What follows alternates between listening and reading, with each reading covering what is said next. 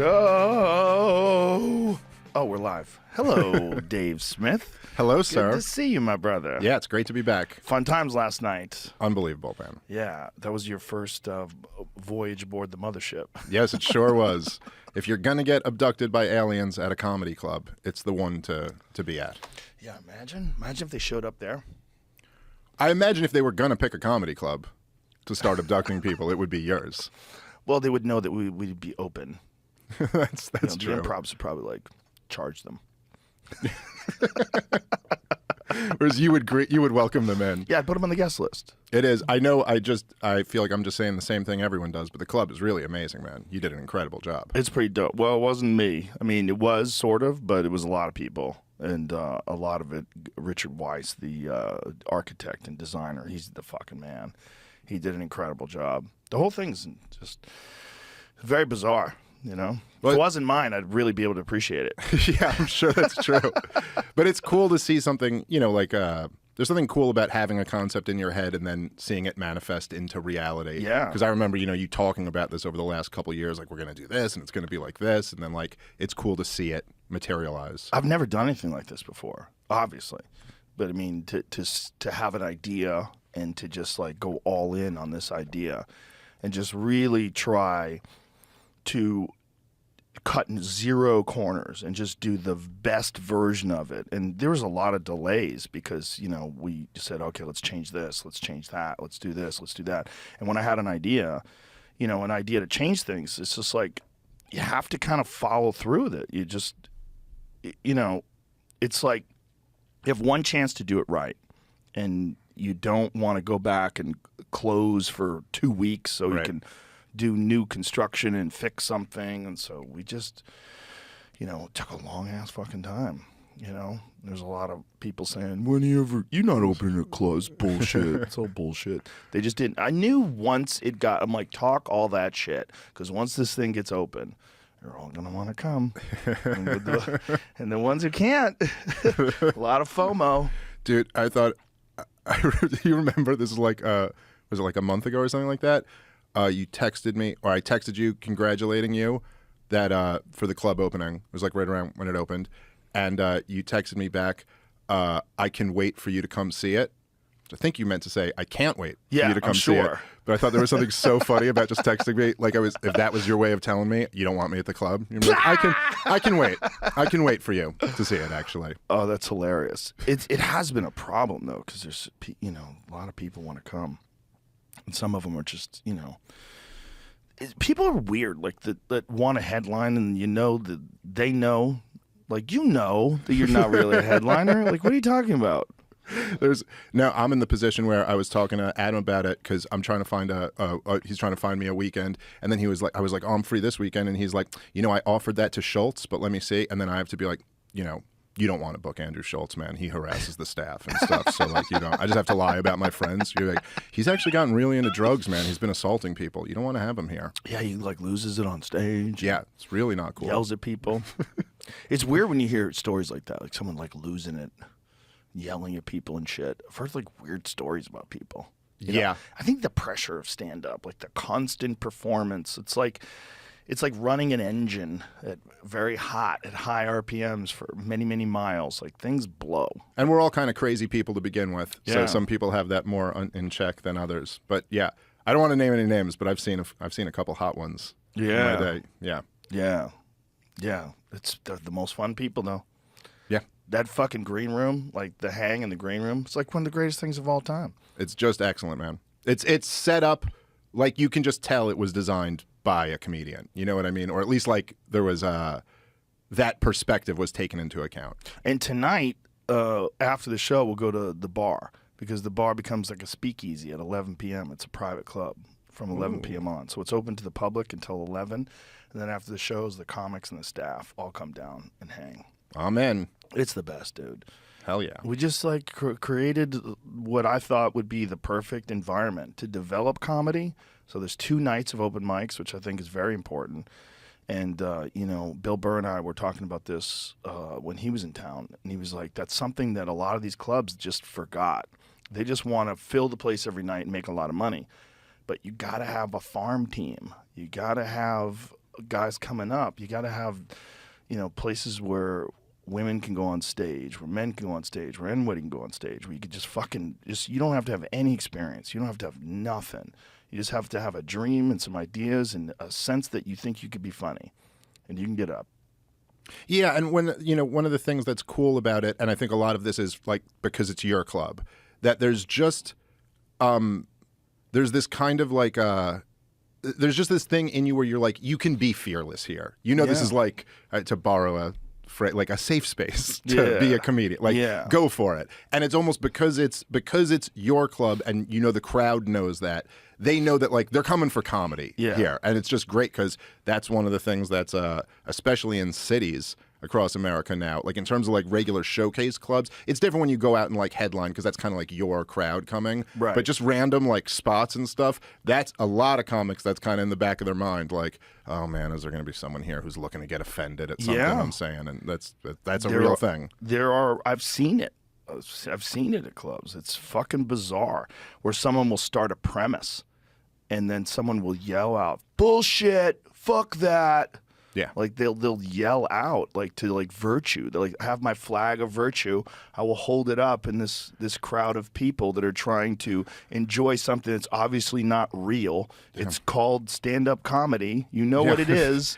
I remember I had a bit about this on in my hour that I put out in 2017, and it was just like right when Donald Trump, like first came into office. But I remember like working out stuff at clubs in New York City, and if you started a premise about Donald Trump, you could feel the tension in the room where people are being like, "You better not like him. Like, you better get to the point where you're against him. Like, are you on my team? Are you not? You're not on my team yet." Like, you could like feel it in, especially New York. Yeah, dude, I was there when he got elected, and me and my friend Cam Haynes. Were you there, Jamie? We were walking down the street, and Jamie too. We were walking down the street, and there was an anti-Trump protest, and I was watching this guy. And this fucking stereotypical liberal progressive white guy was walking down the street, and he was chanting out, "Donald Trump, KKK, racist, sexist, anti-gay, Donald Trump." And then he saw this black couple walking towards him, and he starts going, "Black Lives Matter, Black Lives Matter." He just like on cue. It's like he got a, oh yeah, that part. Black Lives Matter. He just starts, and I'm like, this is adorable.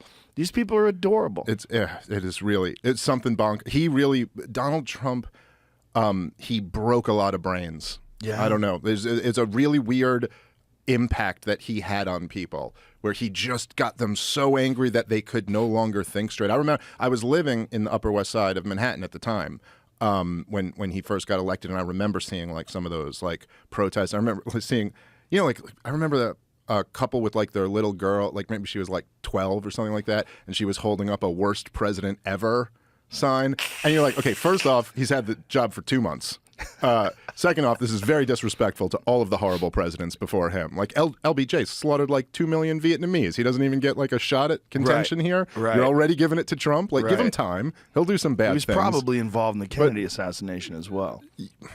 Almost certainly. Yeah, probably. But you don't want to talk about that. Seems like he didn't like JFK. It seems like maybe he liked the CIA. It seems that way, but you don't want to talk about it too much, Joe. You could lose your Fox News gig that way. You know what I love about LBJ? He used to take a shit with the reporters, like standing there with the stall open. He was a wild dude. Just take a shit. Come on, let's talk. He would just sit there and fucking grunt one out. It's the strangest but yet most alpha thing to possibly do. Yeah. To just comfortably shit. Come watch me shit. While you talk to someone about Cambodia. Yeah. But yeah, that's a wild move, watching people shit. It's a wild move. It's more wild to just have the confidence to just shit in front of people. He's like, "I'm the fucking president." Yeah, he was just, I guess. Yeah, he was a bad guy. Been elected. Would have never been elected. Well, you can't say never, because if Biden was running against him, he probably would have been elected. Yeah, Jesus. Well, Biden was only 50 at the time. The fact that he's running again is so wild when you watch him talk. The fact that there's no leadership that can find a solution to this, because there really is no solution. I mean, we've bantered about it, you and I, and a lot of other people have as well. Like, what are they going to do? Like, what is the other than Biden dying, like very soon, and then someone stepping up in a big way that makes sense. Which is not beyond the realm of possibility. He's older than the average life expectancy, I believe, already. Not saying he will die, but that is possible. I'm sure there are a lot of people like in the Democratic establishment who have been like, I could just imagine there's a boardroom with like very powerful people meeting who they're like, okay, we're getting him out. What's the plan? Like, how do we do this? And I think they just cannot come up with one. I can't come up with one. Well, I mean, I'm not a political strategist, but, you know, I know the landscape. I know who's out there. He's perhaps brilliantly insulated himself by making Kamala Harris his vice president. It's not a bad because move. they're like, well, we can't have her. It's like with Dan Quayle, with Bush. What do you want? Yeah, you think Bush is dumb? Look at this fucking guy. Yeah, it's amazing. It's a good move. I mean, it's kind of a bitch move, though. You know what it's kind of like? It's kind of like those headliner comics who bring terrible openers. Yeah, that's what it is. You know, it's like, yeah, you really want to do an hour after Kamala Harris? Like, all right, the crowd's dead, but all right. Time is like time; it just passes, and time is something that we're all aware of. But I gotta say, I don't understand it, Joe, because sometimes you'll see it and you're like, all right, you're doing a thing here. Like, this isn't real. You're like, is this a strategy of some sort to just say nothing and like sound as dumb as possible? Because you can't be this dumb. I think it's panic. I think it's anxiety, and I think it's panic, and I think no one can understand, even you and I who perform live in front of strangers all the time. We would never be able to understand the kind of pressure that must be on a person who's deeply unqualified for the job, and then all of a sudden finds herself in there through, you know, he went out of his way to say that he was going to have a black woman. Like, it was a thing that he wanted to do. It was like they had these diversity and inclusivity checkpoints that they had to reach. Which is also just a really shitty thing to do to her. It's like a really profoundly selfish thing if you think about it. Because if you wanted, say, you wanted to make Kamala Harris your vice president because, you know, you want a woman of color in there or whatever. The thing to do would be to say, I'm going to find the absolute best, most qualified person and then pick her. But if you do that, like, that would be more generous toward her, because then it makes it look at least like she was the best person for the job. Right. Whereas if you say, I'm going to make sure I pick a black woman, now you get all the brownie points for like, oh, how woke you are. But now you kind of undermine her as like, well, she's the best black woman I could find. That's not necessarily the best candidate. Or, you know, so it's a shitty move. I think it's a good thing. I've talked to a lot of intelligent people that think it's important for representation. And I'm like, I could see how you would say that in a lot of jobs, but this is probably the most important one that anyone could ever have ever.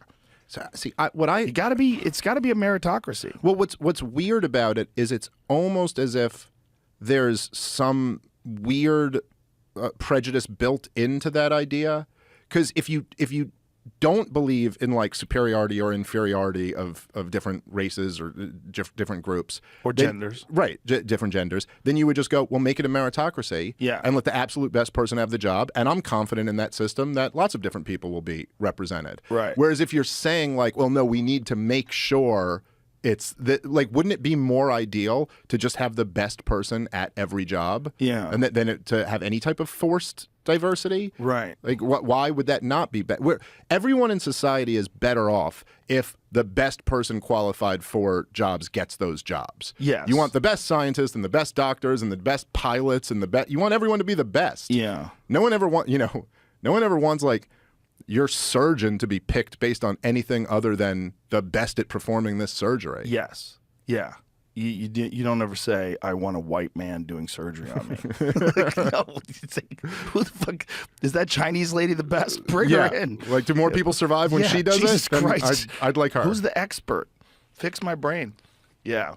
It's interesting because it's like it's very similar in some ways to affirmative action, right? And affirmative action, in my opinion, is you're addressing a problem without addressing the root of the problem. the root of the problem is, why are so many people of color disenfranchised? Why are so many people who grow up in neighborhoods where there's rampant crime and violence, and why haven't they fixed those fucking neighborhoods? They're dumping so much money into all these problems overseas. We have systemic problems in America that never get addressed. Until those, and this is like generations it takes to fix these problems. It's like a long-term strategy. But I've always said this. If you want to make America the best, what would be the best way to do that? Well, you want less losers, right? So what's the best way to have fewer losers? To give more people opportunities. So who are the people that have the least opportunities? The people that are in the most fucked places.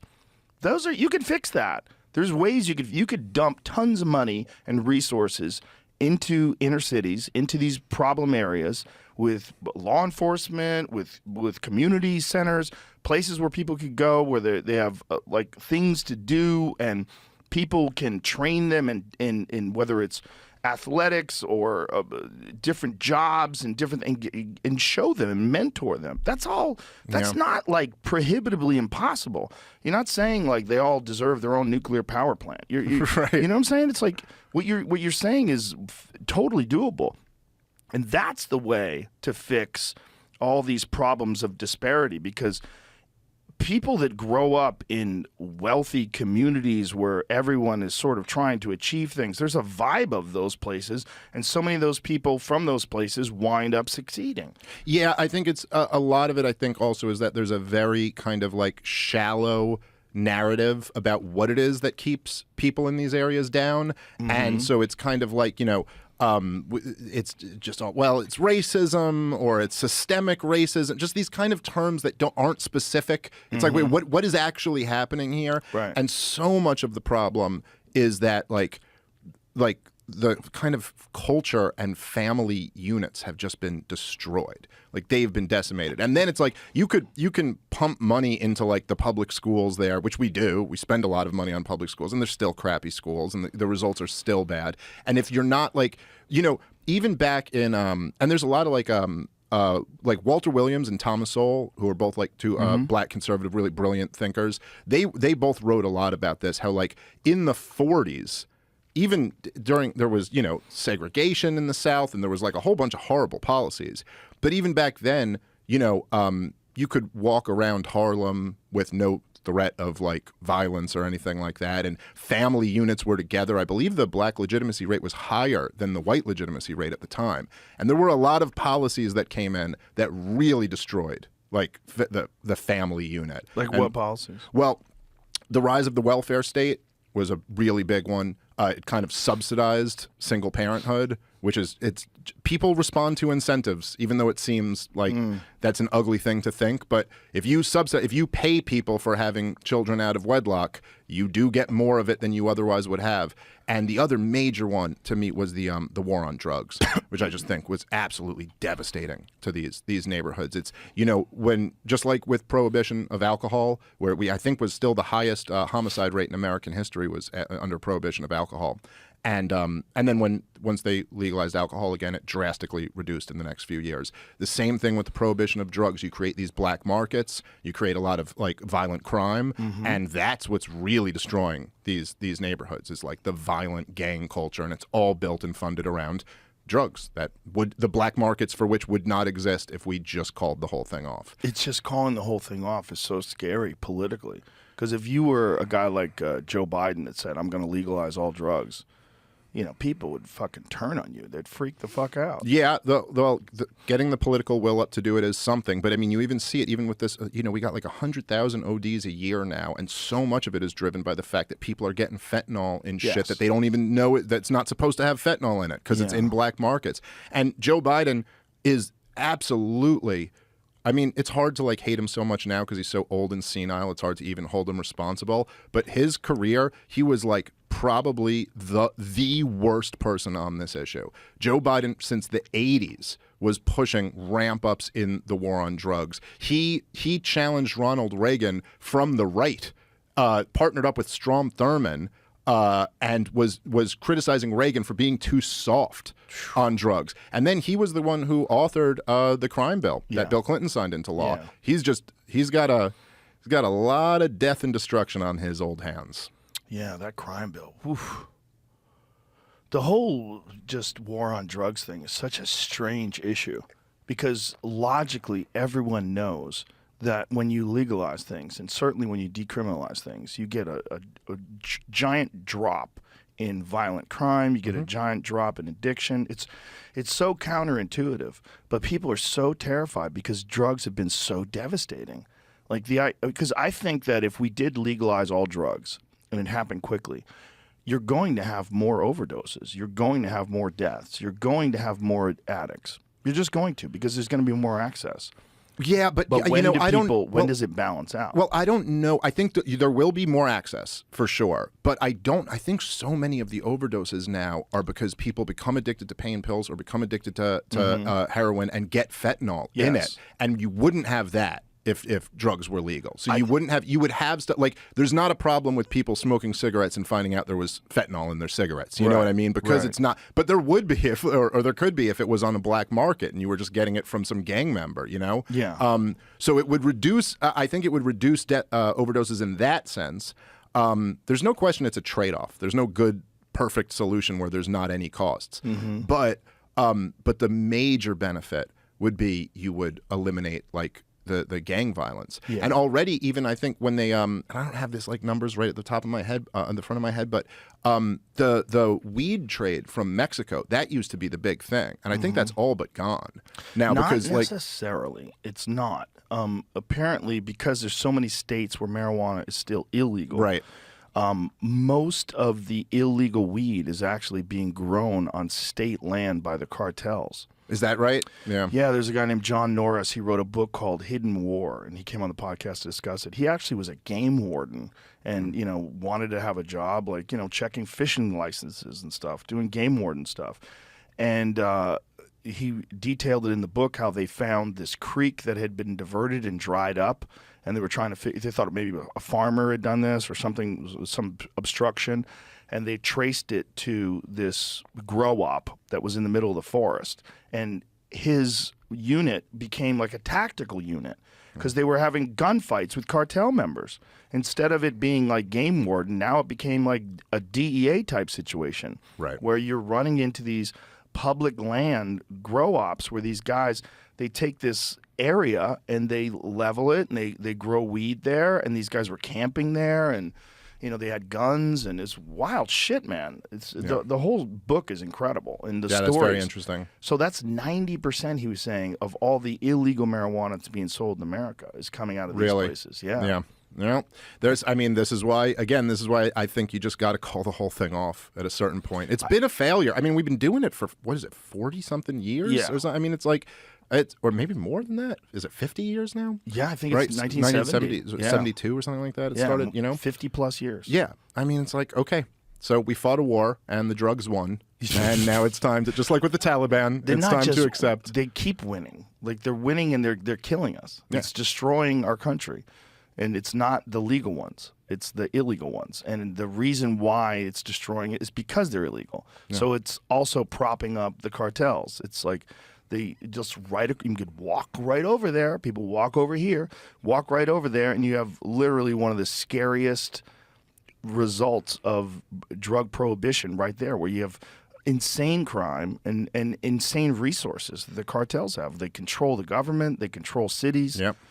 It's wild shit, and it's all because of our policies. And it's interesting that we got the guy in the White House who was the champion of it for those entire 50 years. I mean, maybe he wasn't in the whole 50 years, but he was in for like 40 plus of them. Yeah. And he was the great champion of it. And it's so funny that now he runs on like diversity. Yeah, but I hired the first vice president who's black or whatever. It's like, yeah, sure, I threw hundreds of thousands of them in cages, but now look at me, I got one right next to me. Yeah. And yes, she's an idiot, but okay. But I it's hired so her. funny how Dylan Mulvaney is like the person they all go to, whether it's Bud Light or the president. Like, even the president was getting interviewed by Dylan Mulvaney, which is like, what do you why? Like, what is the like? And she's talking about day 300 of womanhood, and Biden's like, bless your heart. Like, you know, it's so fun. Did you hear the thing where Joe Biden lied and said he was for gay marriage since like the 70s or something like that, or whatever he lies it was? all the time. So he's just making stuff up. But it was so funny because because he's just so old, and you know when old people try to say the politically correct thing, and no matter how they say it, it still comes out like old and wrong. You know, it's just like you know, they're just like, colored people could read just as good as me and you, and you're like, oh, dude, that's the most racist thing to say. So he goes. He's telling the story of when he was a kid and his dad, and he saw two gay people kiss, and then he goes, and then one of them walked into the bank. Like, they had a job just like you or me. You know, like he was you're like, yeah, dude, they're people. Like, what do you, this was a revelation to you? Like, it still just sounds so fucked up, but he's trying to be cool. And what was the thing that he said something about, just like white kids can? He was talking about poor people. He said, poor kids are just as bright as white kids. And you're like, oh my God. Jesus, the Freudian slips. Like, it's like but it's just also like, you know, in the same way that if any of us had like, you know, our 85-year-old grandpa at the table, every now and then if they say some things, you're going to roll your eyes. You're almost like, yeah, you can't expect him to be with the times on this. You're like, just stop making Biden talk about this stuff. He's not with but the fact that he has to not only do that, but has to be with the latest woke insanity. Yeah. Like that this guy, like that any man in their 80s has got to be like, oh yeah, Dylan Mulvaney, totally. That's a beautiful woman right there. That's what I'm looking at. Beautiful woman. But he's got to like actually do that is just hilarious. Yeah, it's very interesting. It's really interesting, the mental gymnastics that people will put themselves through. It's really something. Just the idea that they're not stopping him from running again. I mean, it's just, you can't. I'm shocked. I thought they were going to replace him as the nominee at the last minute in 2020. I was shocked he did that, and I was sure he'd be a one-term president, and I'm still now not even convinced he's going to be the nominee in 2024. But the more time goes on, like, I guess they're actually doing this. Well, the fascinating thing is they will not allow, for the primaries, they're not going to allow debates. Oh, they don't want to let RFK on a stage with Biden. Yeah. RFK will rip that old man up. And then imagine if his voice was good. It's really a shame. It is a shame. It's really the job is really a speaking tour. Yeah. And it's a real issue that he has issues speaking, but he did have surgery recently, and it's better than it was before. Is it better? Yeah. But he's an interesting guy in a lot of ways. And I know people will say you know, because he was a vaccine skeptic way before the COVID vaccine. He's been a skeptic of vaccines in general. And a lot of people say that's like, oh, you know, this is a conspiracy theory or it's too far. But, you know, that argument after COVID is really much weaker than it used to be. Because people are actually like, yeah, I'm listening now. Yes. Now I'm actually kind of listening to that guy. It seems like there's a playbook, and you guys have been following this playbook forever. Yes. And I got his speech. His announcement speech last week, he spoke for over an hour, and I mean, it was really fantastic. I don't agree with everything the guy says, but the major theme of his speech was that there is this unholy alliance of big business and big government, and they're working together to screw over the American people. And like, damned if anyone can argue that that's not true. No, that's just so obviously the case, you know. And he went through this whole thing. He was really great on the stuff on the war in Ukraine and being skeptical about like what the hell are we doing here. Really, really great on the COVID stuff.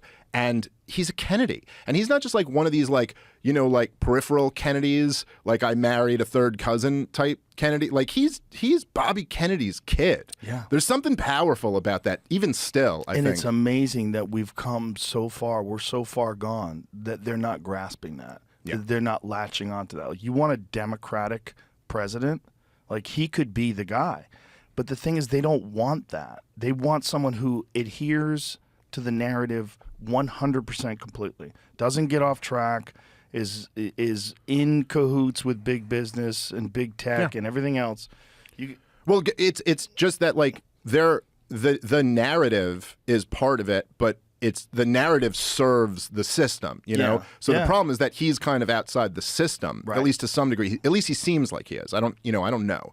But there's also something to, look, I don't know exactly. In fact, I haven't heard him address it. I'm sure he has, but I don't know exactly where he is on his uncle and his father's, assassinations.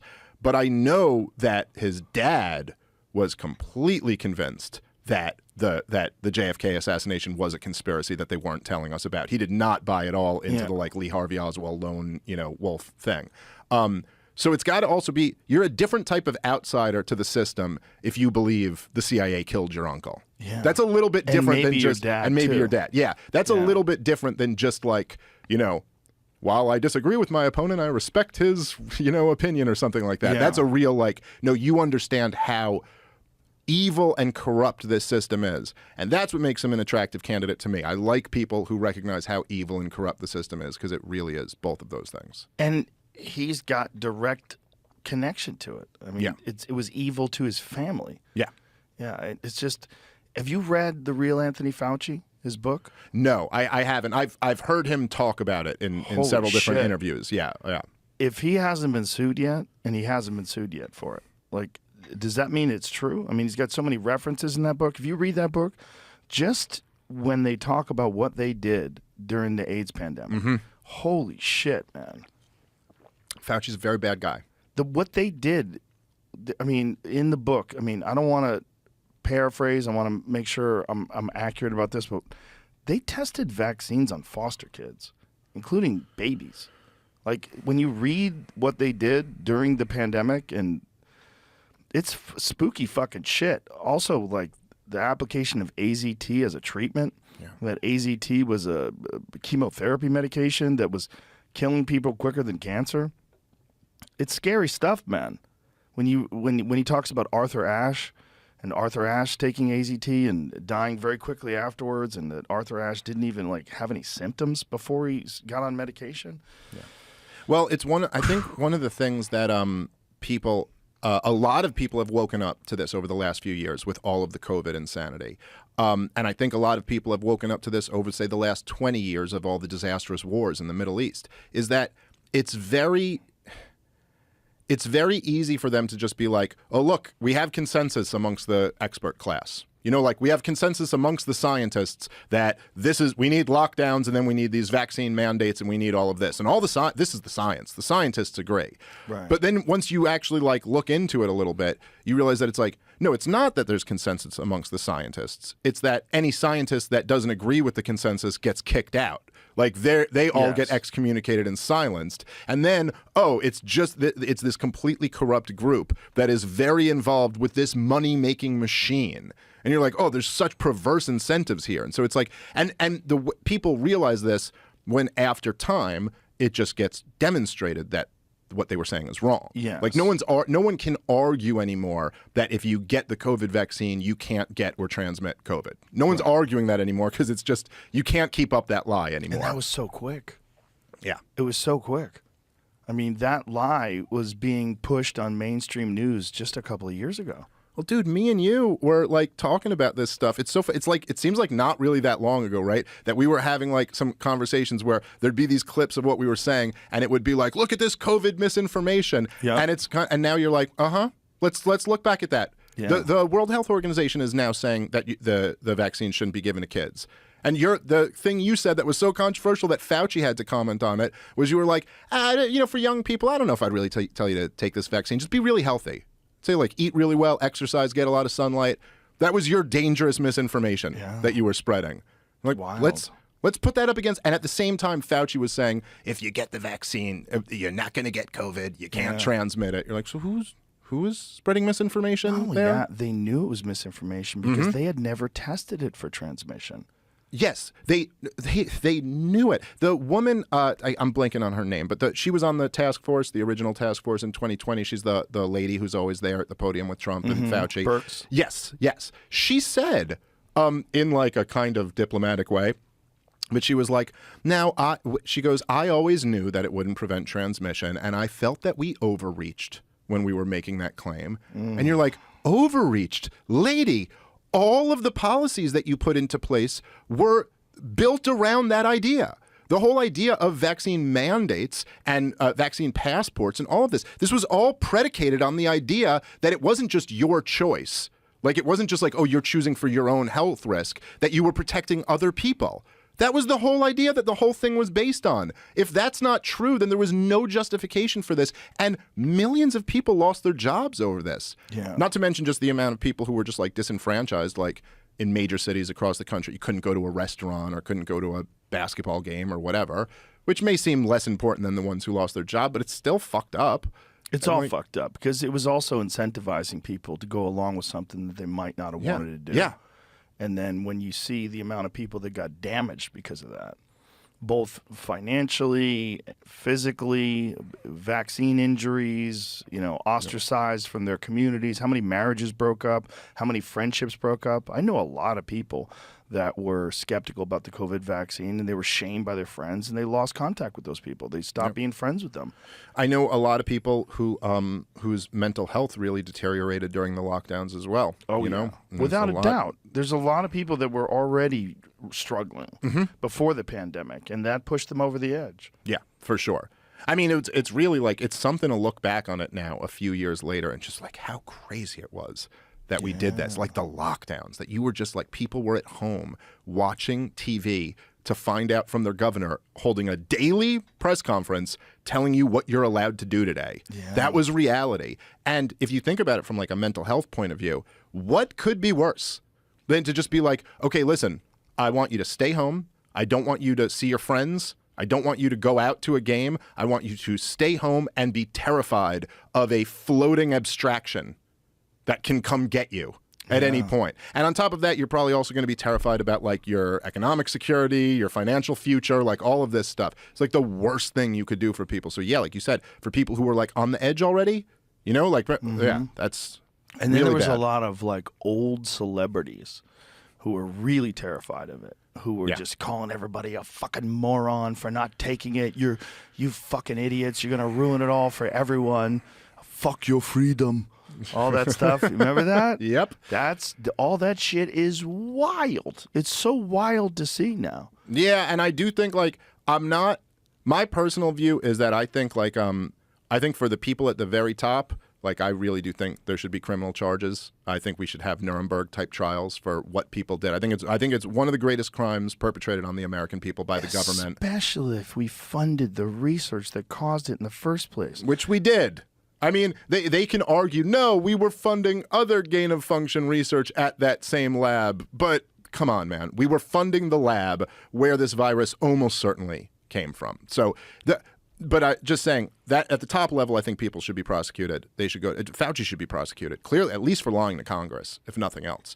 He out and out lied. Straight up lied. And now that's proven. Yes. But then, like, for other people, like, you can't. I'm not saying everyone who supported the lockdown should, like, go to jail or something. We have to forgive people. But I do think there should be some process where, like, some type of reconciliation. But I don't think people should forget. Like, I don't think people, like the thing you were just saying about Arnold Schwarzenegger and stuff like that and all that. Don't forget what these guys were willing to jump on board with. Yeah. Like, and how much further would they have gone? Right. You know what I mean? Like they pushed it pretty far and these guys were completely on board. Like, is it really that unthinkable to say if they were like, hey, we're going to round up the unvaccinated and put them into camps, take them away from their family, you know? Yeah. Is that... I don't think so. Some people would have gone along with it. Imagine if the pandemic was worse. Imagine if this disease, instead of killing a fraction of 1%, imagine if it killed 5%. People would be on board with it. If it killed 10%, people would be on board with it. It would... I mean, it's funny because Sam Harris had that thing. He had a clip where he was saying that basically, like he was making the argument that like, hey, if this thing was worse, we wouldn't have tolerated any of this COVID misinformation. But here's why that's wrong. Because the vaccine still sucks. Yeah, no, I mean, if you change all of the fundamentals and you make it a vaccine that's perfect and the thing is worse, then okay, fine. But when he said it, the first thing I'm thinking of, it's like, oh yeah, no, even in your scenario, you guys would have gone full Nazi. Like, that's what would have happened if it was way worse. Because you guys wouldn't have just been like light totalitarians. Right. You would have gone to like some full dark totalitarian thing. Yeah. And so what now? Now you're going to we no longer have freedom of speech, and you're going to just, what are you going to do? Right. What are you going to do to the person who says, I don't want to get the vaccine now? And when you eliminate that freedom of speech and you allow that government overreach and control, it never goes away. Yes. It never goes away. And the fact that people don't recognize that, and they can't just make these logical thoughts about the future. Like, if we do this, what happens if someone gets in power and they're evil and they already have these new controls that we put in place? Like, that was during the NDAA. Remember when Obama was like, we would never, detain people for no reason. Like, yeah, you wouldn't. As he signed it into law. Yeah, but just saying that you would never use it, then don't have it. Yeah. You should need a fucking warrant. There should be like a reason why someone gets detained. There shouldn't be an indefinite detention. Yeah, indefinite. If people don't know the reference in the NDAA Act, I forget which year it was, 2011, I think. There was this provision that said that under the auspice of the war on terror, that the government can detain an American citizen and hold them indefinitely with no charges if they decide that you are in some way connected to some type of group. And Obama signed it into law, but he put a signing statement on the bill and said, I do not plan on invoking this privilege, and we do not plan on detaining anyone. But you're like, but that's not enough to veto the bill? Like, that's like, oh, yes, this bill does technically repeal the Bill of Rights, but I'm still going to sign it. But you don't worry about that. It should be illegal. It should be illegal to go against the ideas that founded this country. Well, the thing is, what's weird is that it is illegal. I mean, like, the Constitution is the supreme law of the land. This is what they all hold their hands up to and take an oath to swear to protect and defend. But the thing is that it doesn't really matter. Like, the thing about laws is that they're just words written on a piece of paper. So it doesn't really matter what's technically legal or illegal. What matters is what people can get away with doing. Like, Obama murdered American citizens with no charges. 2 of them, at least. That is illegal.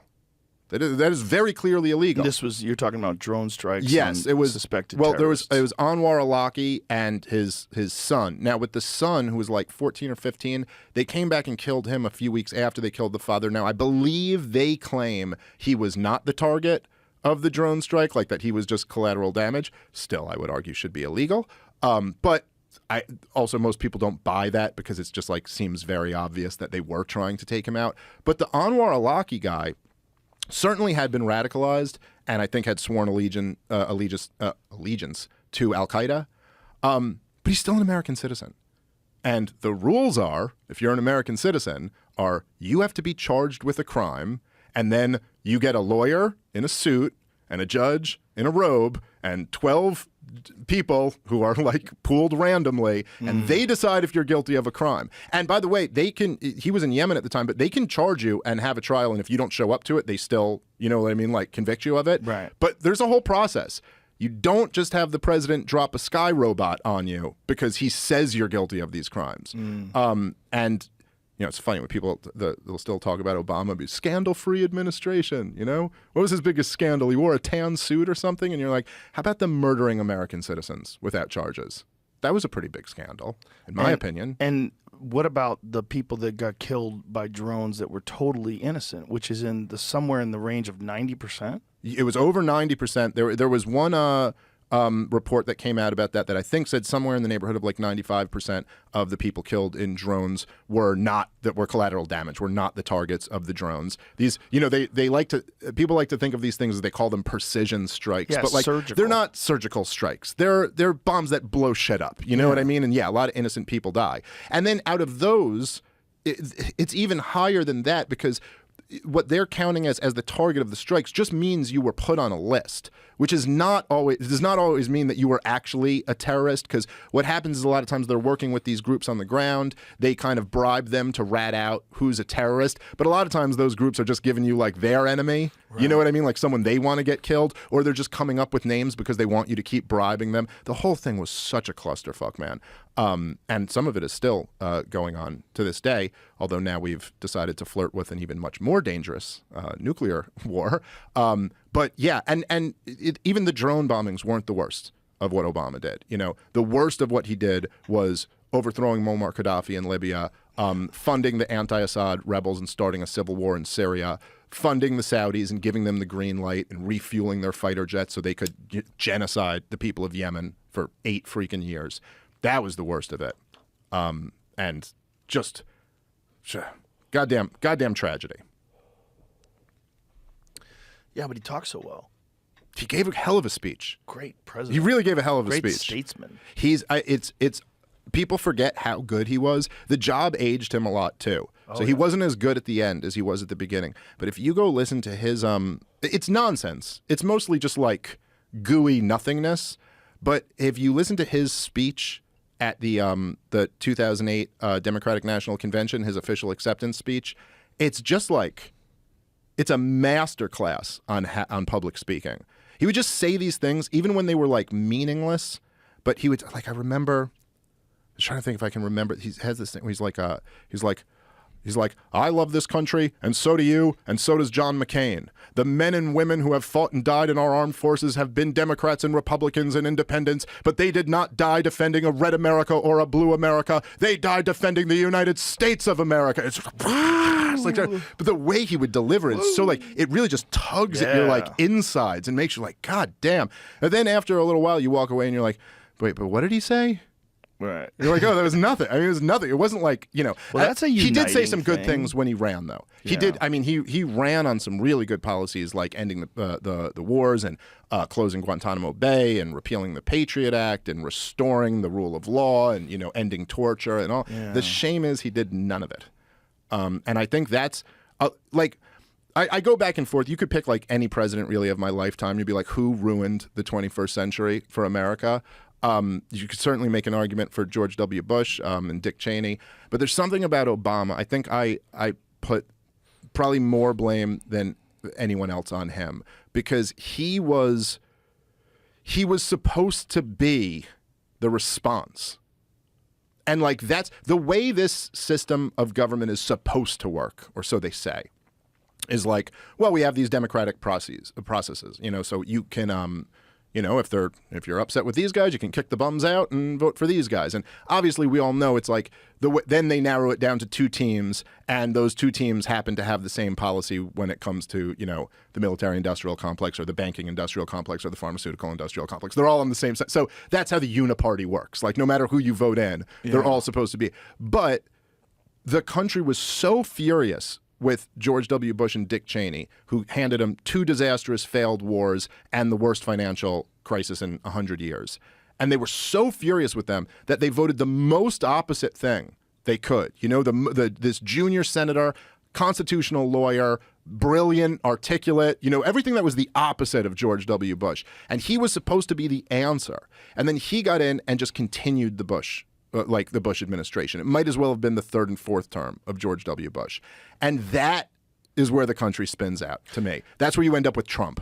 I bet if you were friends with Obama, if you really were friends with him, if you could have a couple of drinks, maybe spark up a joint and talk to that guy, if he really trusted you and knew you were never going to tell anybody, I bet he could tell you some shit. Yeah, I bet you're right. I'm more of like a believer in what Putin has said about this when he talks about how he's been through 3 different presidents and they all have these plans. Yeah. And he goes, and they get into office and people that are dressed in a suit like mine come in, sit them down and tell them how everything works. If you think about how much access to the real understanding of how the government works is ever going to be given to a junior senator who's running for president, I bet very little. I bet very little. I bet there's no speeches. I bet there's no conversation about it. I think once you get in, once you're in the Pentagon, once you're in the Oval Office, once you're meeting with these people and you realize, like, holy shit, and then you realize this machine behind you that's pushing all the buttons and you're a spokesperson for this machine. I think this might be why they hated Trump so much, because I think that speech just didn't work on him. Yeah, he's like yeah. There's this story, and I don't know if this is true or not, but it sounds so true. I think it was in Bob Woodward's book. I can't remember where it was, but this may not be true, but it just sounds so true that I guess after Trump won the election and he goes to Camp David, I think this is still while he was president-elect. It might have been right after he got in. I'm not sure. But I guess he goes and he's like at this like CIA like thing, and they said that he came in and there's like a wall for like agents who died in the line of duty, and they said Trump just walks in and stands right in front of it, which is like crazy disrespectful to do.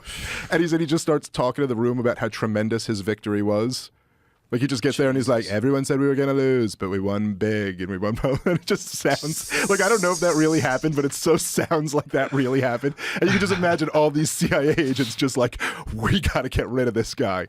But like what you said about the stuff, like the speech they give, who knows? It's a real interesting thing to think about. I would love to talk to Trump about that. It's a great Bill Hicks, Bill Hicks bit. The bit about showing the Kennedy assassination from an angle you've never seen before. Such a great bit. But I will say that there definitely are what we know is there definitely are forces that kind of roll over presidents. And even with Obama, like, you know, if you remember the story with General McChrystal. Mm-hmm. And how he went to the media and told them. This is the guy who Michael Hastings ended up getting fired because he was, you know, talking shit about Obama to him at a bar. Maybe whacked. Well, you know, he just was driving too fast that night, I guess. Yeah, I don't know. I don't know the story there. Let's talk about that one in a minute. Sure. I'm not sure if that is like what happened with that, because I have heard that like his brother said he started drinking again or something like that. So I don't know the details of that story exactly. I would drink too if assassins were yes, after me. if I was working on uncovering CIA corruption, I'd probably not be just drinking. Working on uncovering CIA corruption, but you were embedded with these soldiers and they got comfortable with you. Yeah, and then you printed all the things that they said. But what's very interesting about that is that it was a really important story, because it makes you recognize that, like, wow, even these like very high ranking generals are talking shit about the president, like this fucking asshole doesn't know what he's doing, and that. Right. But so McChrystal, before that interview, he went to the media because Obama, I guess, gave him the surge he wanted, but he put an end date on it. And he was like, but our troops will be out by this date. And that pissed him off. And so he went to the media and told them that, you know, he said, I haven't had any contact with the president and we haven't been talking since this and that. And then the media was like, put all this pressure on Obama, like, you're not even talking to your guy over there in Afghanistan, and basically kind of tied his hands politically so that he kind of just had to continue the war. And there's a lot of stuff like that happens. And with Trump, I mean, it was reported that they lied to him about the number of troops in Syria. And when he said he wanted to pull the troops out, they lied to him and said there were far less than there actually were. Wow. Like they're just bragging about this. It's really you realize that this thing is all fake. It's not run the way people think it's run. Yeah, and that is, if anything, I mean, even if you're a Trump hater, you have to recognize that he exposed that. He showed us that in a way that we'd never seen before, because they were so furious at him. They were willing to like show their powers. They were almost like witches that start casting spells. And you're like, oh. Well, what's weird is that so many of the Trump haters, which, like, be a Trump hater. I don't know, it's fine. There's a lot to criticize there. But like so many of the Trump haters will talk about like you know, undermining our democracy, and he incited an insurrection against like this democratic republic or whatever. But then you'll see things like, look, this just came out within the last week and a half or so, that we now know that it was Blinken, the current Secretary of State, before he came in, who requested that the CIA put together this letter that said there were 50 intelligence experts who had determined that the Hunter Biden laptop had all the earmarks of Russian disinformation, you know, just to help Joe Biden win. Now, forget even the fact that the intelligence agencies are interfering in an election. They're doing it to undermine who was the current president of the United States of America. The guy they work for. They're also openly lying. Yes. I mean, all of these are big problems. But the fact that that's not freaking people out, that they openly lied about that. Yeah, it's. I mean, all of this stuff is very troubling. And then, of course, you know. I mean, that's dictator shit. Well, that's not supposed to be how America works. And if you're a guy that's involved in doing that, like, Jesus Christ, how much power do you need? Like, you can't do that. It's so deeply un-American. To lie to the American people about something that might affect an election is crazy. And to justify it because you want your guy to get in there.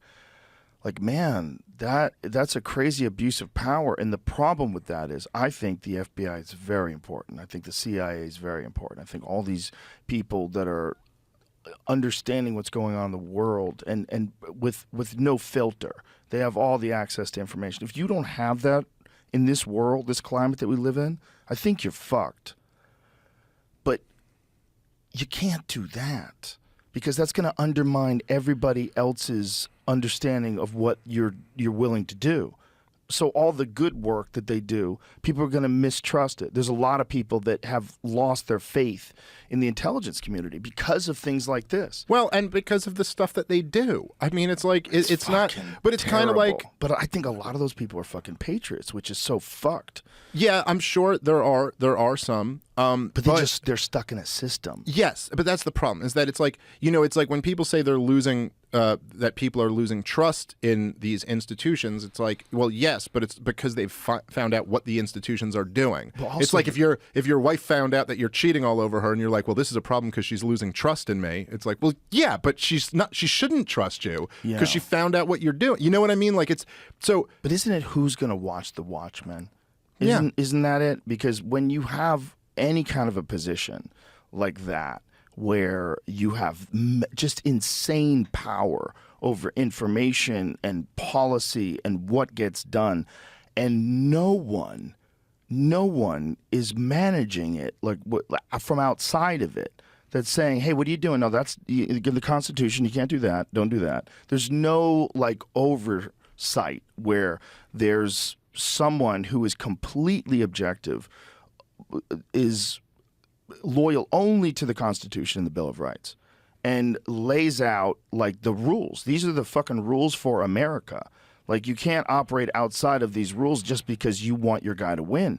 That's un-American. That's as un-American as anything else that you could be prosecuted for. That we get. Think about what Assange did. What they're trying to get after is what's more un-American. Lying to the American people or exposing the American people to information that has been hidden from them that's deeply disturbing, that would change their opinion on things. And that's criminal. I mean, like expose actual war crimes. Like what is America? That's the thing. Like, what are we? Are we the shining light of the world? Are we this incredible garden of creativity and innovation? Because we're that too. Yeah. We're a wild, fucking amazing experiment in self-government. But we got to stick to the fucking rules. And if you get people in power and no one is able to stop them from not sticking to the rules, and then when they do violate the law, there's no consequences, we forgot what it is to be American. It's not good for them. It's not good for us. It's not good for any of us. We're all in this together. You can't do that. Yeah, well, like you said, we are kind of all of those things. Yeah. We are this like, it's like in the wise words of the great Eminem, I'm all for America, fuck the government.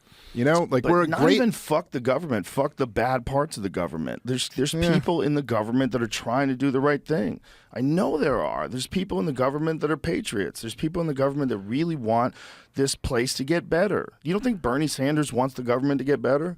I think he definitely wants the world to get better. I think that guy realistically wants the world to be a better place. I think Tulsi Gabbard realistically wanted the world to be a better place. She was in government. She was a congresswoman for 10 years. But look what the system did to a good congresswoman. Yeah, but you know what? She recognized that she wasn't willing to be compromised, and she removed herself from what she thought was a corrupt organization. Right, but then so what does that say about Bernie Sanders? But I'm just saying that's kind of the way the system works. So it chews up and spits out the people who have some integrity. Not all of them. There are some who like stay in. But there is some. I mean, Tulsi Gabbard got called a Russian asset by Hillary Clinton, by the establishment of her own party. Wild. A woman who was embedded in a medical unit in Iraq. Served twice. Really saw the cost of war. Really saw it. Developed that white streak in her hair from that. Yeah, the war that Hillary Clinton lied us into. and voted for. And then she turns around and calls her, like, she says she betrayed the country. It's wild that they think they can say that because they used to be able to say that with no recourse. They're operating in a world where there was no internet. They still have that programming from the world of no internet. Yeah, and also operating in a world, you know, it's kind of like what you were talking about with like the CIA getting so much power that it just becomes so corrupted. And I think a lot of the story of America and how we've just become so degraded is really kind of goes back to the collapse of the Soviet Union and the fact that what Charles Krauthammer called the unipolar moment, that in the 90s it was like, oh, for the first time ever, that's it. America is the lone superpower. And this really is like what all of those guys said, like all the neoconservatives, like the Project for a New American Century and those guys, they were like, this is our moment. We can do whatever we want. We are the sole power in the world. And what they wanted to do was a lot of really awful things. But it almost created so much power and so much hubris that they just think they can get away with everything. Like there's no limit on what they can do. And it turns out that actually you're not gods. You're just people. And all of this carefully perfect, like, okay, well, this is what we'll do, and then this is what's going to happen. You know, we'll overthrow Saddam Hussein, and then democracy will sweep the region. And it's like, no, it's actually not going to work out that way. And to me, that's the whole story of the war in Ukraine right now, too. It was all like, we've got this perfect plan that we'll just keep expanding NATO, and we'll just keep interfering. We'll have these color-coded revolutions. We'll take over more and more, and we will be the dominant force. And it's like, yeah, well, there's consequences to that.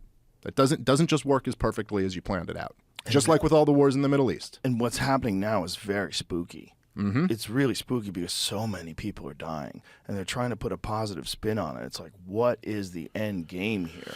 How does this end? Well, you know, how is there not negotiations? And when Trump says that it would have never happened when he was in office, and he would be able to stop it now, like people listen to that and like that's dangerous too. It's dangerous to have this one solution. Like if he's going to fix it, he's going to fix it. Hey, what if he can't?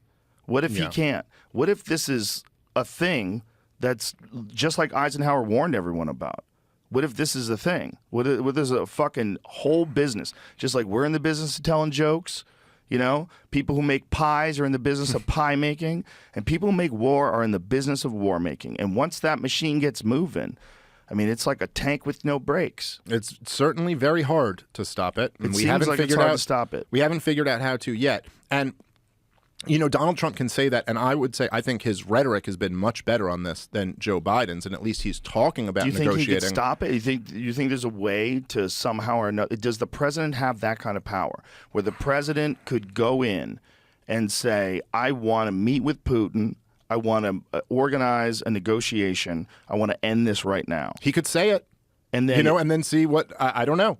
You know, he would have to get NATO to pull their arms back. Well, the president could certainly has a lot of leverage there. You know what I mean? Like, how much power do you think they really genuinely have? It's an interesting question. I don't know exactly. I think that's what Putin's point was about getting into office. Yeah, I think that's what he was saying, and it does seem like there's a lot of truth to that. I also, one of the things that makes me skeptical about how great Trump would be on this is that Trump wasn't very good on this issue while he was in.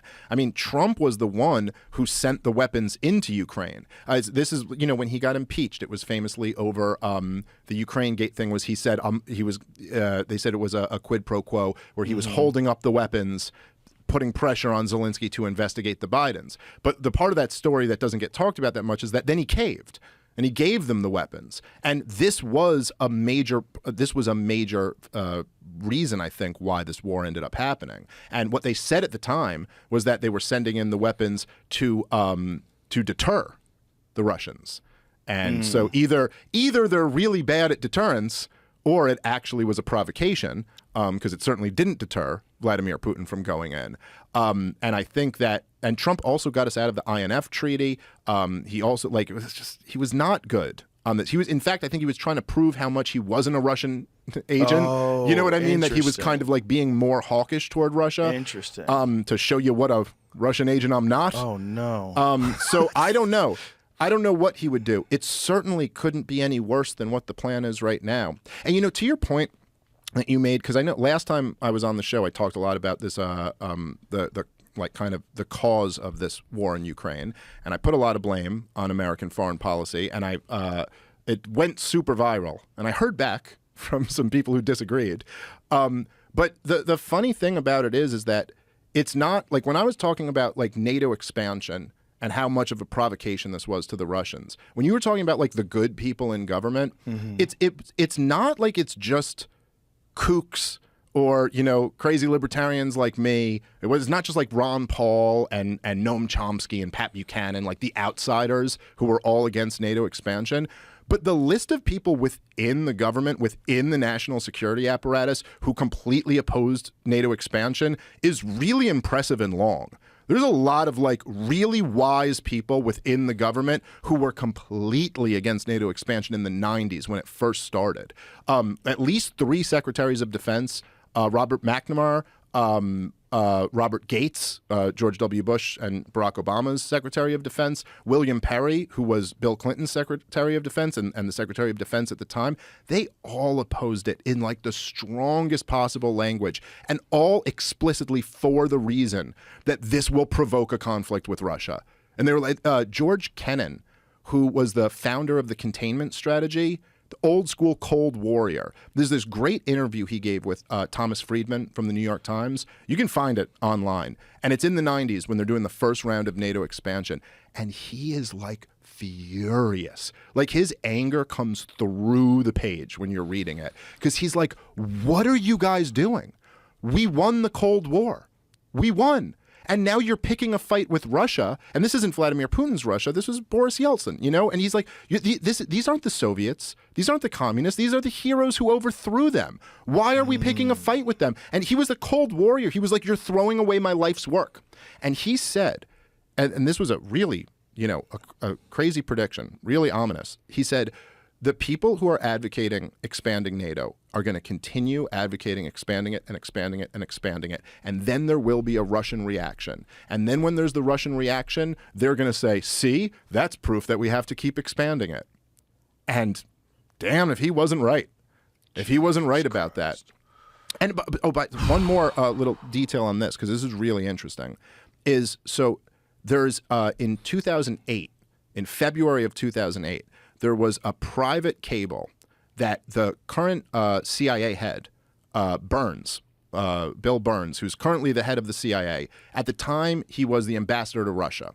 And so he sent a private message to Condoleezza Rice, who was the Secretary of State at the time. And this, the only reason we know about this is because of the heroic Julian Assange dumped this. So this was not for the public. This is like what they were saying to each other. And this memo was titled Niet means Niet.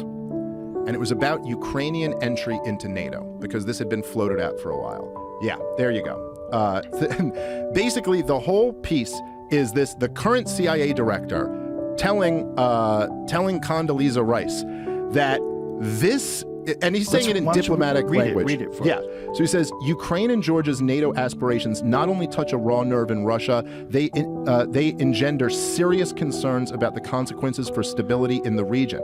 Not only does Russia perceive encirclement and efforts to undermine Russia's influence in the region, but it also fears unpredictable and uncontrolled consequences, which would seriously affect Russian security interests. Experts tell us that Russia is particularly worried that the strong divisions in Ukraine over NATO membership, with much of the ethnic Russian community against membership, could lead to a major split involving violence or at worst civil war. In that eventuality, Russia would have to decide whether to intervene, a decision Russia does not want to have to face. So this is, now there's another memo that comes out later that year where he says, and it's a really interesting thing, where he said, Ukrainian entry into NATO is the brightest of all red lines. And Burns says to Condoleezza Rice, again, not to the American public, just to let the Secretary of State know, like, this is what I'm saying. He goes, I've spoken to everyone over here. He goes, from the craziest right-wingers to Putin's sharpest liberal critics, and it is unanimous to a man. They all agree that Ukrainian entry into NATO is the brightest of red lines, that this is a direct threat to Russia. You cannot do this. In the same way Jack Kennedy was saying, you cannot put missiles in Cuba, you cannot bring Ukraine into your military alliance. That was Putin's position. Then this is what they were telling him. And 3 months after that memo that we were just reading, So this was in February. They had the Bucharest summit where NATO announced that Georgia and Ukraine were coming into NATO. And this is what it's like our ambassador to Russia told our Secretary of State, do not do this. And then they went, we're just announcing that we're going to do it. And 3 months after that was the war in Georgia, because they announced Georgia and Ukraine were coming in. And then Georgia got ballsy because they felt like they had the backing of the West, and they attacked a breakaway province, South Ossetia. And they had Russian peacekeepers there, and Vladimir Putin responded. That was like the first real response. And he went to war with Georgia over that. And then, like the stuff we talked about last time is when in 2014, when there was the coup backed by the West in Ukraine. It's what I like about these segments too is people can argue with this, because I know there are people arguing with me. The last time I was here, if you remember, we played the video of Gideon Rose just bragging about this, and he was like, "Dude, it's not me. That's the CIA director's words. Yeah. That's Gideon. That's the editor of Foreign Affairs magazine saying this.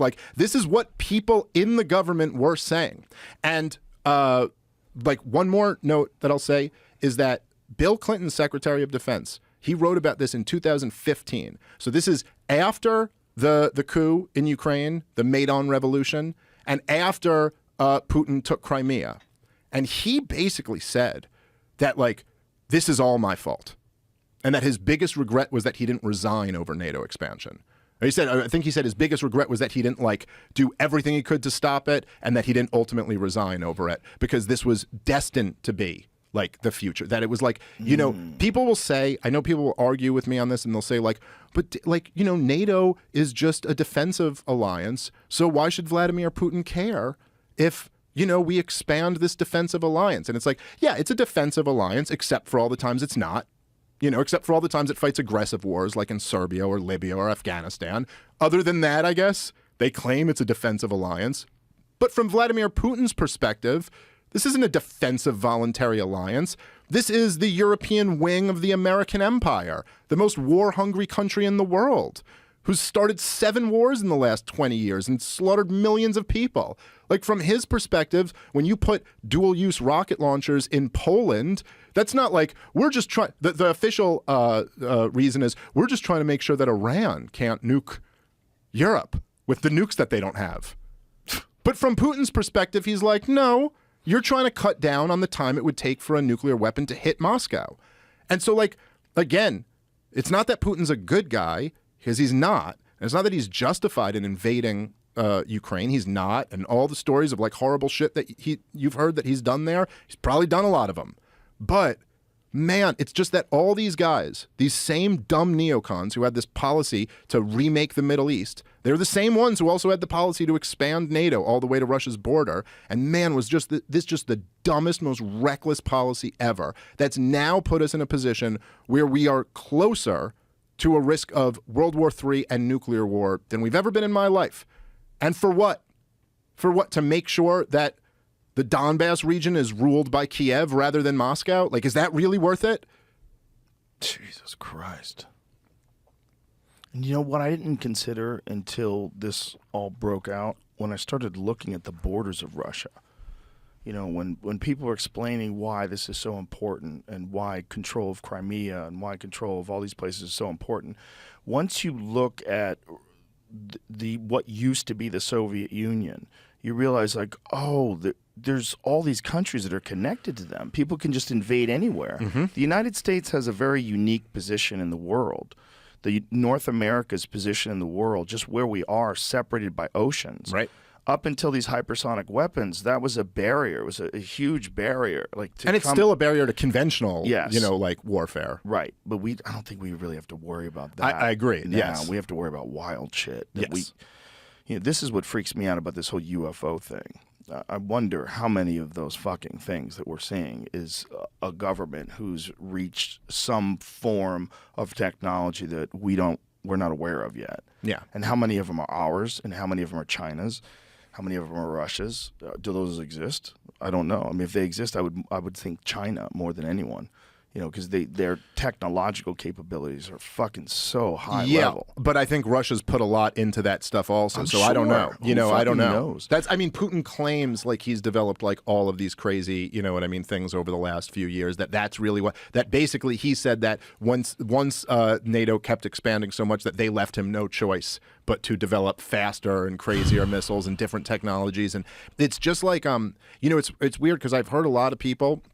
I've heard people on this show and on lots of other shows say that the big concern they have is Vladimir Putin winning the war, taking all of Ukraine, or just keeping the parts that he wants or something like that, and that then he might be like, oh, hey, I can get away with it. I'll take Poland or whatever. Right. Now, that to me seems very far-fetched. Like, he's having enough trouble just taking Ukraine. I really doubt he's moving on Poland next. But it's like, okay, I understand kind of in theory where that concern is. But what about the concern if he loses? Like, what if he's humiliated on his own border and Russia is completely destroyed and humiliated? What if like he's attacked within Russia? What then? What if he's convinced that he's done and he's going to be overthrown or he's going to die? To me, that's actually the most dangerous scenario, because really nobody's probably going to launch the first nuclear strike unless they're already convinced they're dead anyway. You know what I mean? Yeah. And then it's like, all right, you're going to take me out, I'm bringing you with me type deal. Right. And to me, that's the biggest concern. What you want to find here is like an off-ramp where everyone can save face a little bit. Yeah. You know what I mean? Like everyone can go home and tell their own people, like, we did the job, you know, like a justification somehow. And it really... It's got to involve like negotiating some type of compromise. And you know, what if he does get overthrown and Russia becomes a failed state? That's a pretty dangerous scenario too. Imagine Russia becomes like Libya, because when they overthrew Muammar Gaddafi, Libya fell apart. Yep. They have open air slave markets where you can auction slaves off. You could watch them on YouTube. Libya is terrifying. Well, that's why it's so crazy that because you'll hear people like like Lindsey Graham and like idiots like that will talk about like if Putin's overthrown, like almost like it's a given that things are better then. And you're like, how? Even if it didn't go to like a failed state like Libya, like how do you know it's not just like a far worse right-wing dictator who comes up and takes over? You know what I mean? Like why is it's not? If there's one thing we've learned from the 20th and 21st centuries, it's like sometimes you can overthrow a government and it can be much worse than the one that you overthrow. You know, governments were overthrown after World War I in Russia and Germany. Yeah. And then came in Lenin, Stalin, and Hitler, right? Like it can get a lot worse, even if it's not a Gaddafi, failed state type deal, which is also much worse. But you could be looking at something, that's far worse than what we have right now. But isn't it amazing that that's taken place so many times, and yet we still have this idea that overthrowing them or getting rid of our enemy that's the solution to the problem? Yeah, it's it's unbelievable. Even the fucking Game of Thrones kings handle it better. Yeah, they really. I mean, they fucking got together and worked shit out. Here's when Obama said that the greatest regret of his presidency was not thinking about what would happen the day after they overthrew Gaddafi. And you're like, but you didn't. Like we just did it in Iraq. You didn't. Yeah, that wasn't your thought. You didn't think maybe this it'll go crazy. Yeah, this could do be we even bad. Have journalists in Libya now? I don't think so. I mean, maybe, I don't know. I mean, they've done a few pieces on like the open air slave markets. I haven't seen anything in a few years. But who's running Libya? So I don't think anyone's running Libya. Libya is like basically warring tribes. Jesus Christ. Yeah. And the only way someone's going to take control is the biggest warlord. That's usually how it goes. And what are their resources? Is it drugs? Sudan militants spark huge risk in lab with samples of deadly viruses. Oh, terrific. Wonderful. Terrific. Wonderful. We just happen to have deadly viruses laying around where there's a revolution. You know, it's interesting if you go back and read these guys. Like I was talking about the Project for a New American Century. Have you've heard of those that before? It was like I've heard a think it from tank. you. Yeah, it was a think tank in the 90s. It fueled a lot of 9/11 conspiracy guys, like even some of the kooky guys, it fueled a lot of them because it was basically this, it was a think tank. Its founding signatories were like the Bush administration. It was all the neocons in the 90s who were out. So it was Robert Kagan and, you know, like Bill Kristol and Dick Cheney and, you know, like all the Paul Wolfowitz, all the kind of like neocons who ended up taking power in George W. Bush's administration.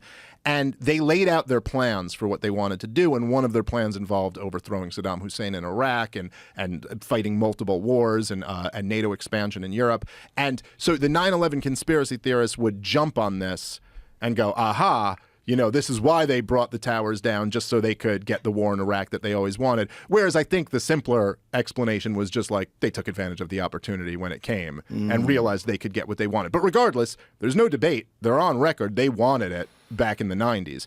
And one of the so basically what it's about, it's what the title is. It's a project for a new American century. And they're like, hey, we're in the 90s here. The Soviet Union has fallen. The 20th century was the century of America. And now what's our plan for the next century? What's the plan for the new American century? And they actually say in one of their most famous policy papers, it's really something to say, is they go, look, we have no real threat to our vital interests right now, or no real threats to America, our dominance right now. And so what we need to do is fight wars in multiple theaters. So we need to go and now show our dominance to the rest of the world. And so they're actually saying, if you read between the lines, not that much, they're like, we don't need to fight a war, but let's go fight them. Let's go fight them anyway. And this is what happens. They won. Like all the wise people in government who were opposed to them lost, and all the dumb George W. Bushes and Joe Bidens won. And they got their way. And we're living through the results of it. And you're like, oh, great. Isn't this wonderful? Do you remember when that general, was it Wesley Clark. Wesley Clark, that's right. Wesley Clark told this reporter in this interview that, like, find that interview because it's so fascinating. You said 5 countries in 7 years, or and 7 countries like, in 5 years. What are we doing? Yeah. And, you know, I mean, he's this decorated general who's being presented with this plan. And let's play this because this has not been discussed enough. This can never be discussed enough. It can never be discussed enough. And it's all out there and you're not hearing it, you know, and this is the fact that journalists aren't like putting this in everyone's face. Well, this very information that you're giving out today. Well, the good ones are, to be fair. I mean, like the Glenn Greenwalds and the Aaron Mateys and the Matt Taibbi's, they're doing a great job on this stuff. Coincidentally, all independent. Yes, and coincidentally, all vilified by the establishment. And weren't independent initially. And these guys have all had to stick to their principles and leave. So listen to this, because this is very fucking wild. About 10 days after 9/11, I went through the Pentagon and I saw Secretary Rumsfeld and Deputy Secretary Wolfowitz. I went downstairs just to say hello to some of the people on the Joint Staff who used to work for me. And one of the generals called me and he said, "Sir, you got to come in. You got to come in and talk to me a second." I said, "Well, you're too busy." He said, "No." He says, "We've made the decision. We're going to war with Iraq." This was on or about the 20th of September. I said, "We're going to war with Iraq. Why?" He said, "I don't know." He said, "I guess they don't know what else to do." So I said, "Well, did they find some information connecting Saddam to Al-Qaeda?" He said, No. He says, "There's nothing new that way. They've just made the decision to go to war with Iraq." He said, "I guess it's like we don't know what to do about terrorists, but we've got a good military and we can take down governments." And he said, "I guess if the only tool you have is a hammer, every problem has to look like a nail." So I came back to see him a few weeks later, and by that time we were bombing in Afghanistan. I said, "Are we still going to war with Iraq?" And he said, "Oh, it's worse than that." He said, he reached over on his desk, he picked up a piece of paper, he said, I just got this down from upstairs, meaning the Secretary of Defense's office today, and he said, "This is a memo that describes how we're going to take out 7 countries in 5 years. Starting with Iraq and then Syria, Lebanon, Libya, Somalia, Sudan, and finishing off Iran." Sudan. Yeah. And, you know, I mean, they haven't, it's not like that plan was followed perfectly to a T, but a lot of it sure was. And it's pretty crazy to see him. By the way, I don't think he needed to grab Amy Goodman's piece of paper there, which was a weird thing. Like he goes, look, they showed me a piece of paper just like this, and just takes her paper. Just like she's like regular paper. She's like, you could have just told the story without like, you didn't really need that like visual aid. Yeah, why did you? You will see like on her face for a second, she's like, that's all my notes and stuff is on there. Like I've all my next questions. Anyway, that's such a good point. Piece of paper, just like this one. It's a weird thing, like it's a very like military guy type thing to do though. This weird kind of alpha, like kind of let me just take your shit right here and show you up here. Anyway, but it's like insane that this was just said, and that's not just like if we didn't have such a corrupt press, how do they not talk about that every day? Every day. Like, why does that never come up? Oh, it's like, as we fought all of these wars, no one went, but this is exactly what I heard Mr. Four-Star General tell me was your plan, and you've never come to the American people and said this is my plan. You're just like, so, and what's really interesting about it, right, is it just reveals this the way propaganda works, because if you think about it, we start fighting the war in Afghanistan. We're in the war in Afghanistan by late 2001. It's not till 2003 we're in Iraq, right? And then it's not till 2010 that we're in Libya. 2012 we're in Syria, you know, and then in Yemen, then in all the, and it's like each time they had their own little propaganda story for why we had to go into this war now.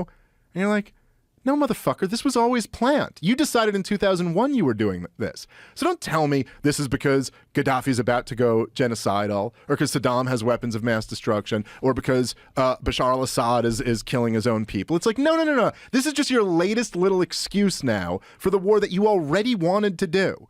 And that's how this shit really works, man. It's like they decide they want to fight these wars. Then they make up a bullshit excuse that they tell the American people. Then these weapon companies rake in hundreds of billions of dollars in profits, and babies get slaughtered. Like, that's what really happens. Like, innocent men, women, and children die, get exploded to death, starve to death, get displaced. Like, it's just the most evil shit in the world. And we want to think of ourselves as the good guys. Well, that's by the way, that's the essence of my point with the whole thing in Ukraine too, is that it's like, I'm not, because people go like, oh, you're spreading, Russian propaganda. Like, my loyalty is to Vladimir Putin or something like that. Ridiculous. But it's like, no, can you at least, even if you support the war in Ukraine, let's say you're like, we have to continue this proxy war of choice in Ukraine. We have to fund Ukraine all the way to the end. Fine. Can you at least acknowledge that our politicians are the biggest hypocrites in the fucking world when they say things like, Vladimir Putin's a war criminal. Vladimir Putin invaded a sovereign nation. Like, come on, man. Did you ever see, by the way, and again, it's pretty entertaining to me, but Vladimir Putin, he gave 2 speeches, I think, when he first invaded in 2022. But he did one where he like ran down the list of presidents.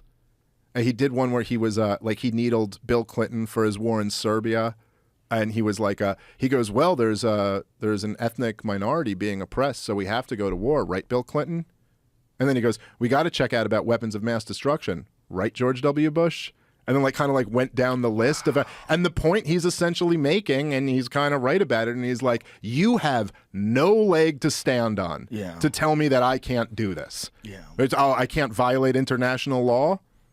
Like, you guys sure can. So why the hell can't I? And that doesn't mean he's justified in doing it. It means really none of them are justified. But the level of hypocrisy that America thinks we're in any position to lecture anyone about war. But isn't it fascinating that as long as the people are in a place that we don't have a lot of familiarity with, and as long as the people speak a language that we don't understand and we can't read, it seems like less is going on in some strange way. Like, if the United States did what it did to any of these other countries, it did to England. Yeah. Imagine that. Imagine if there was some propped up bullshit reason why they needed to invade England. Holy fucking shit, would that be wild? Yeah. Because then you would have people that speak the same language talking about this, going, what the fuck is going on? Yeah, look the same skin color, Exactly. same religion, Exactly. more or less. You know what I mean? It's Especially England, because England is similarly diverse. Right. it would be everybody. You'd see everybody. You'd be like, what is going on?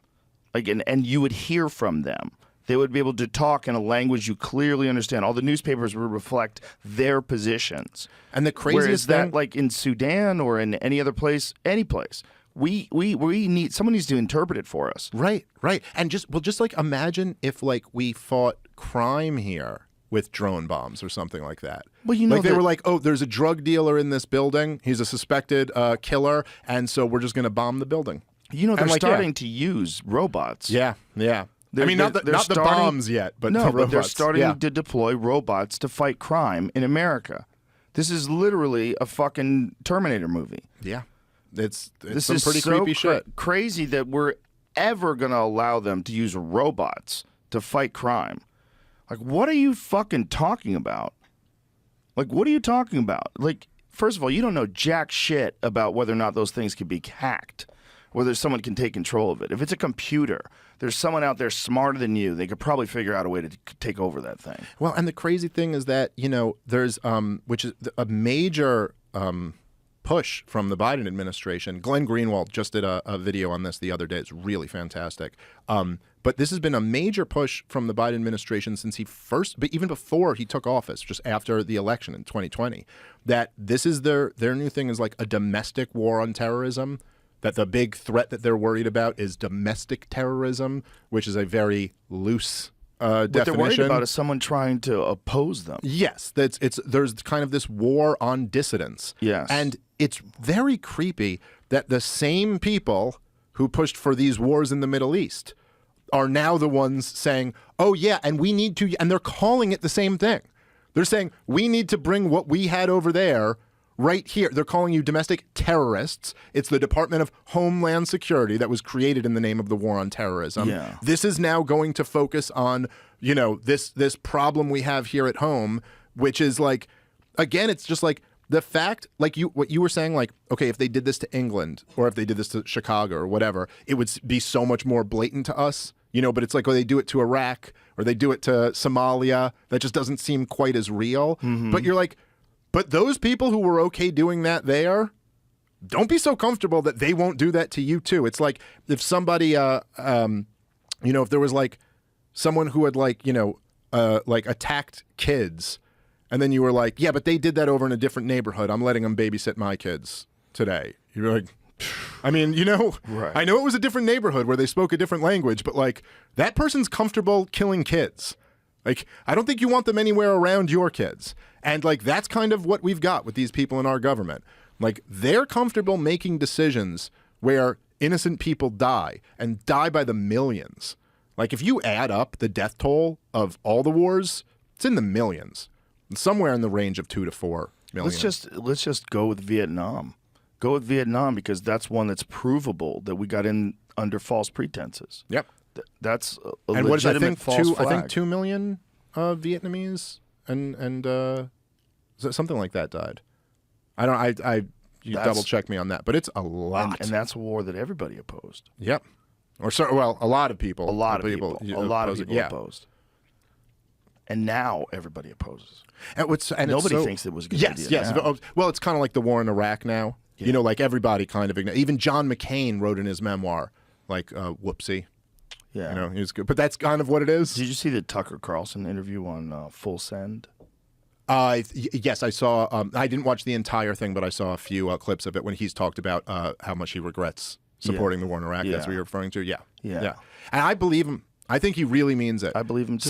Sometimes there's people like John McCain types who go like, you know, or Hillary Clinton, they'll admit, okay, it was a mistake, but then they still support every subsequent war after that, and it doesn't see. Whereas Tucker is like, I'm so ashamed that I supported this. I'll never forgive myself for it, and has opposed every subsequent war after that. And I'm like, okay, I think this guy really believes it. He's different than people want to pretend he is. First of all, the guy was a deadhead. Yeah. You know that? He used to follow the dead around. Yeah. So for sure dropped acid. That'd be my guess. I would. How else can you enjoy the music? I think it's legally required that you've taken acid at least once if you're going to enjoy the Grateful Dead. I'm not sure.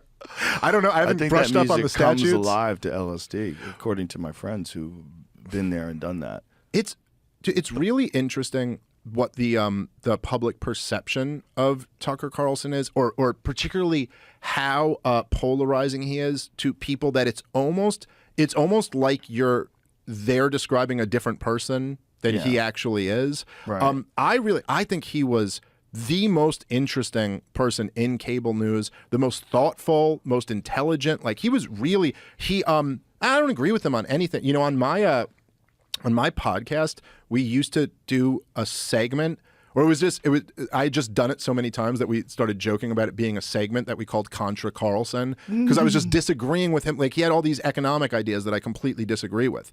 And I disagree with a lot of stuff he said, but he was like such a, like the lone voice in like really the corporate press who was completely opposed to the military industrial complex, completely opposed to big pharma and all of the COVID insanity. It was really good on like speaking up about a lot of really important issues that you would think like a good leftist would at least appreciate, that he's good on that issue, you know? And some of them did. This is what he's the guy who's having Glenn Greenwald on his show. You know what I mean? He's the guy who's having Aaron Matei and Jimmy Dore. Yes. These aren't right wingers. Yes. He's having like he's having them. A lot of left wingers. And it was very interesting. He wasn't a partisan.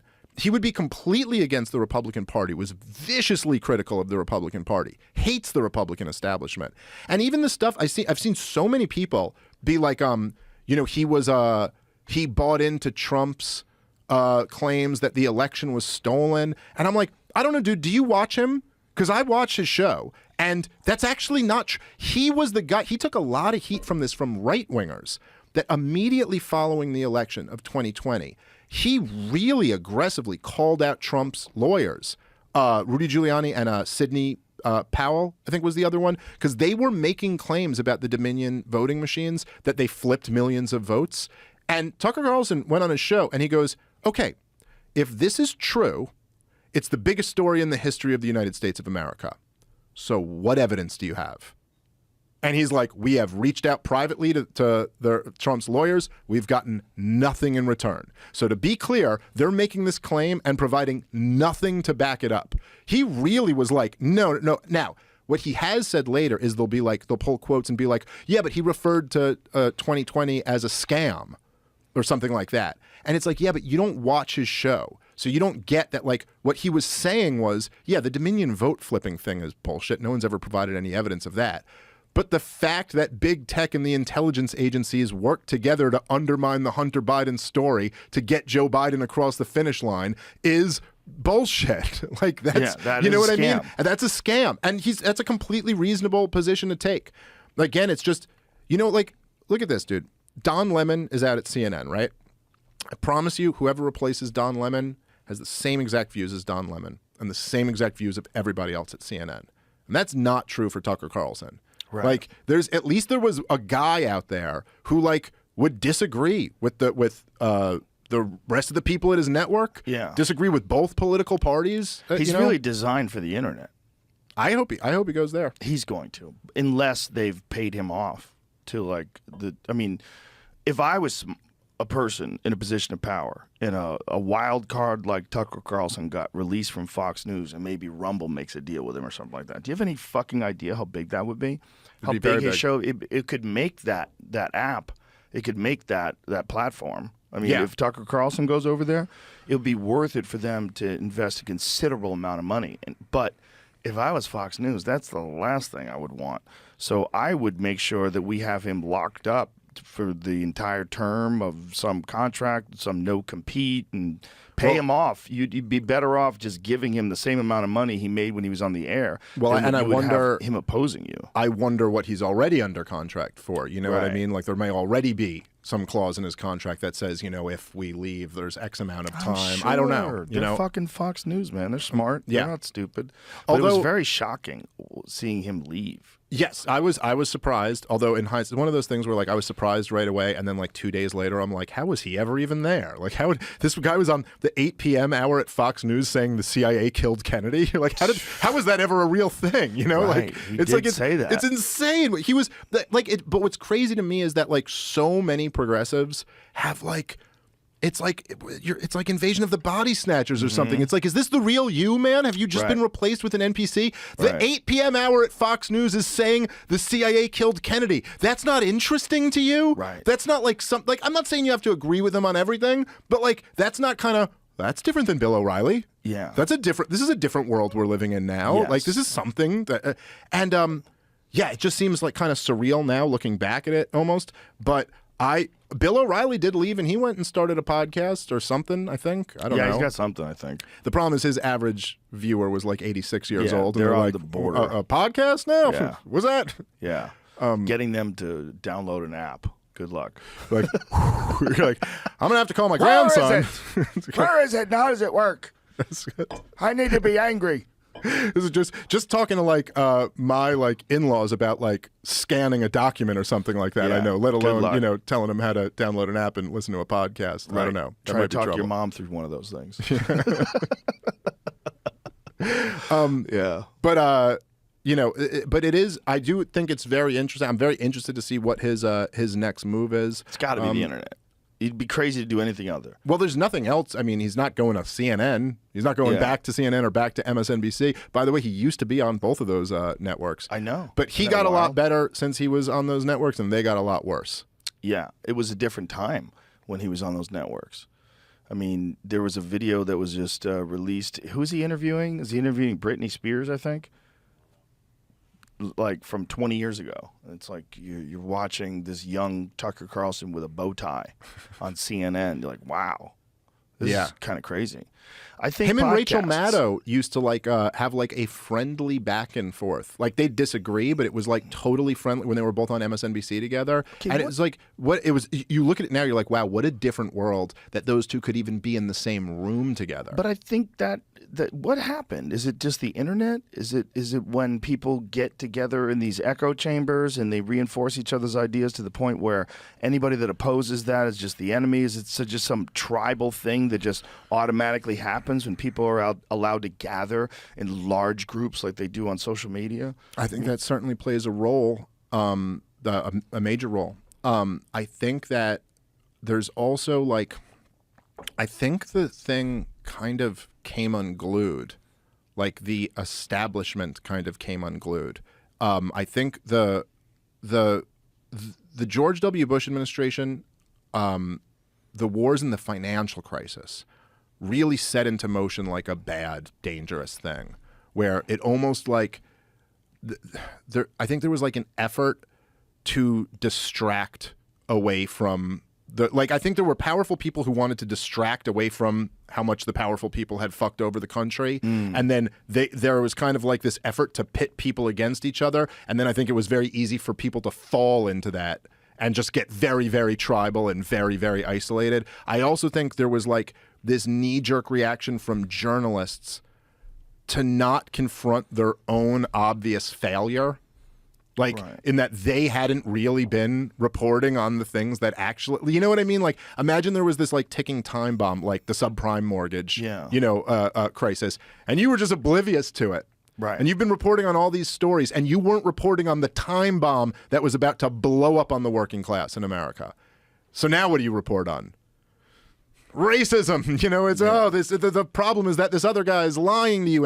And when Trump got elected, which I think very much was a reaction to a lot of that stuff, I think that then it was like, that's when it really all fell apart because the media, it was so obvious that this guy who you were telling everyone, well, this guy can't possibly win and no one cares about what he has to say. And then tens of millions of people did care about what he had to say and voted for him. And it was like their failure was that much more exposed. And so they just had to snap into like other explanations for what happened here. No, it's not that we failed on the job for 30 years. It's that Russia and racism and misinformation and like all of this stuff. But I do think in a lot of ways it was a concerted effort. You ever see that that cartoon, which it's like a banker in like his corner office, and outside his window is all the Occupy Wall Street people protesting, and he's on the phone and he says, "Introduce them to identity politics." You know, like I'm not saying, I don't know if it went down exactly that way, but I think that cartoon's getting at something. Like I think there's a reason. I just don't. Do you think the government is that competent that they could brilliantly socially engineer civilization that way? I think a lot of the private interests that own our government are pretty competent, actually. You know, I think the government works in very sloppy ways, but if you look at it from the perspective of, say, like, you know, Lockheed Martin and Pfizer and companies making, you know, hundreds of billions of dollars in profits, they're actually working very well. You know, like the system's working very well toward that end. And I just don't think it was completely organic that after we had these disastrous wars and a financial crisis, and after you had the Tea Party and the Occupy Wall Street movement, that all of a sudden on some grassroots level, we were like, we need to have a national conversation about chicks with dicks. Yeah. Like, I don't think that just happened. You know what I mean? Like, I don't think that's like every day that's what we got to talk about now. That's the new thing. What is the gentleman's beautiful name from trans Russia? women. I'm sorry. The trans, excuse me, the Russian guy who used to work for the KGB, Yuri. Yes, I know you're talking about. What is his last name? Jamie Bentonov.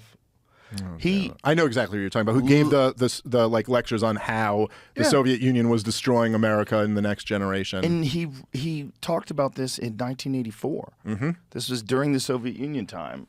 Yuri Bezmenov. Yep, that's him. Yuri Bezmenov gave a speech describing exactly America in 2023, describing how Russia had eroded, the Soviet Union had eroded all of our institutions and gotten in there and implanted ideas of Marxism and reinforced these ideas, and that this was undoubtedly going to lead to the demise of America. There's but the way he lays it out, it's compelling, and there's definitely a lot of things that kind of happened exactly like he said they would happen. Yeah. And it's not, you know, it's kind of evolved. It's not really like traditional Marxism is kind of dead. No one's really advocating for like government ownership of the means of production. It's more now, it's just kind of like, it's really like corporate control of government with this weird, like what they call cultural Marxism, which I don't like the term because it means different things to so many different people. But the idea that like Marx had this economic view that everything, all of human history was a class struggle between like the oppressor class and the oppressed class.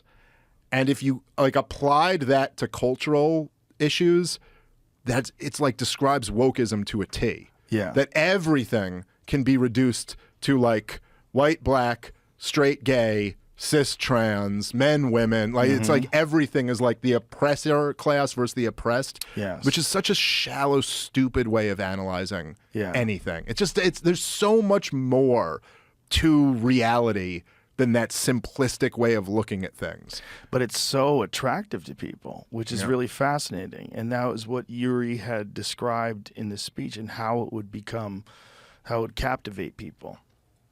It's just, I don't want to believe, you know, here's an interesting thing about something like that. Like, even though we're saying everything he described seems to be happening right now, he describes wokeism to a T, he described what's happening in this country to a T, I still have an impulse, an undeniable impulse to reject it. Like, no, they didn't do that. No, they're not that smart. No, that's not what happened. There's a part of me, for whatever weird reason, and I think everybody has this part of them, that doesn't want to believe that something's happening while it's happening. There's a thing that's going on right now because we're so accustomed to being able to do what we do. We're so accustomed to be able to drive to work and do this and hang out with your family and go out with your friends. We're so accustomed to this. We don't imagine a world, despite all of the evidence of history. You could go see the Colosseum in Rome. You could go see the Acropolis and the Parthenon. You can go see all of these great empires that no longer exist. There's just stone structures where these people used to rule the fucking world. But in our mind, that was then. And right now, everything's amazing, and we're perfect. And if we could just get a trans president, we could fucking solve this. Like, we believe in the moment. Yeah. We can't look at the vast amount of data that shows us the same patterns of behavior that humans are exhibiting right now have led to disastrous consequences in the collapse of civilizations. And it's so easy when you look at those past civilizations to be like, how did you guys not see it coming? I mean, it's all Right. around you. Right. Like, how are you not completely against? You know, there's so many examples like that, right? It's very easy to, and I have the same impulse. It's very easy to look in the past and be like, sweet, there was slavery and you were just like okay with it. Like you weren't against that every single day. And then you're just like, now we, of course, down the road is a state prison. There's a bunch of people there for weed, but that's totally different. You know what I mean? Like, Yeah. but it's like, I don't know. In 100 years, if that all got cleaned up, you'd look back at that with the exact same view. You'd be like, you enslaved people Not for only like that, bullshit. People are writing about it on their phones, which are literally made by Yes. slaves. It's like there's like all of this stuff right around you, but if you try to zoom out and you try your best to be disinterested and just analyze, and you go, okay, so where are we right now at the United States of America? So we are a republic that turned into an empire, got expanded all over the world, something I think 700 something bases in 135 different countries, trying to rule the entire world. Through the process of doing that, we've spent ourselves $30 trillion into debt, and now we see massive cultural decay into just like decadence. yeah. What's that story? If that's not a crumbling empire, I don't know what a crumbling empire is. I hear the America Fuck Yeah song in the background. That's what I hear. America, fuck yeah. Come and save Oh, those the guys are so motherfucking great. day, yeah.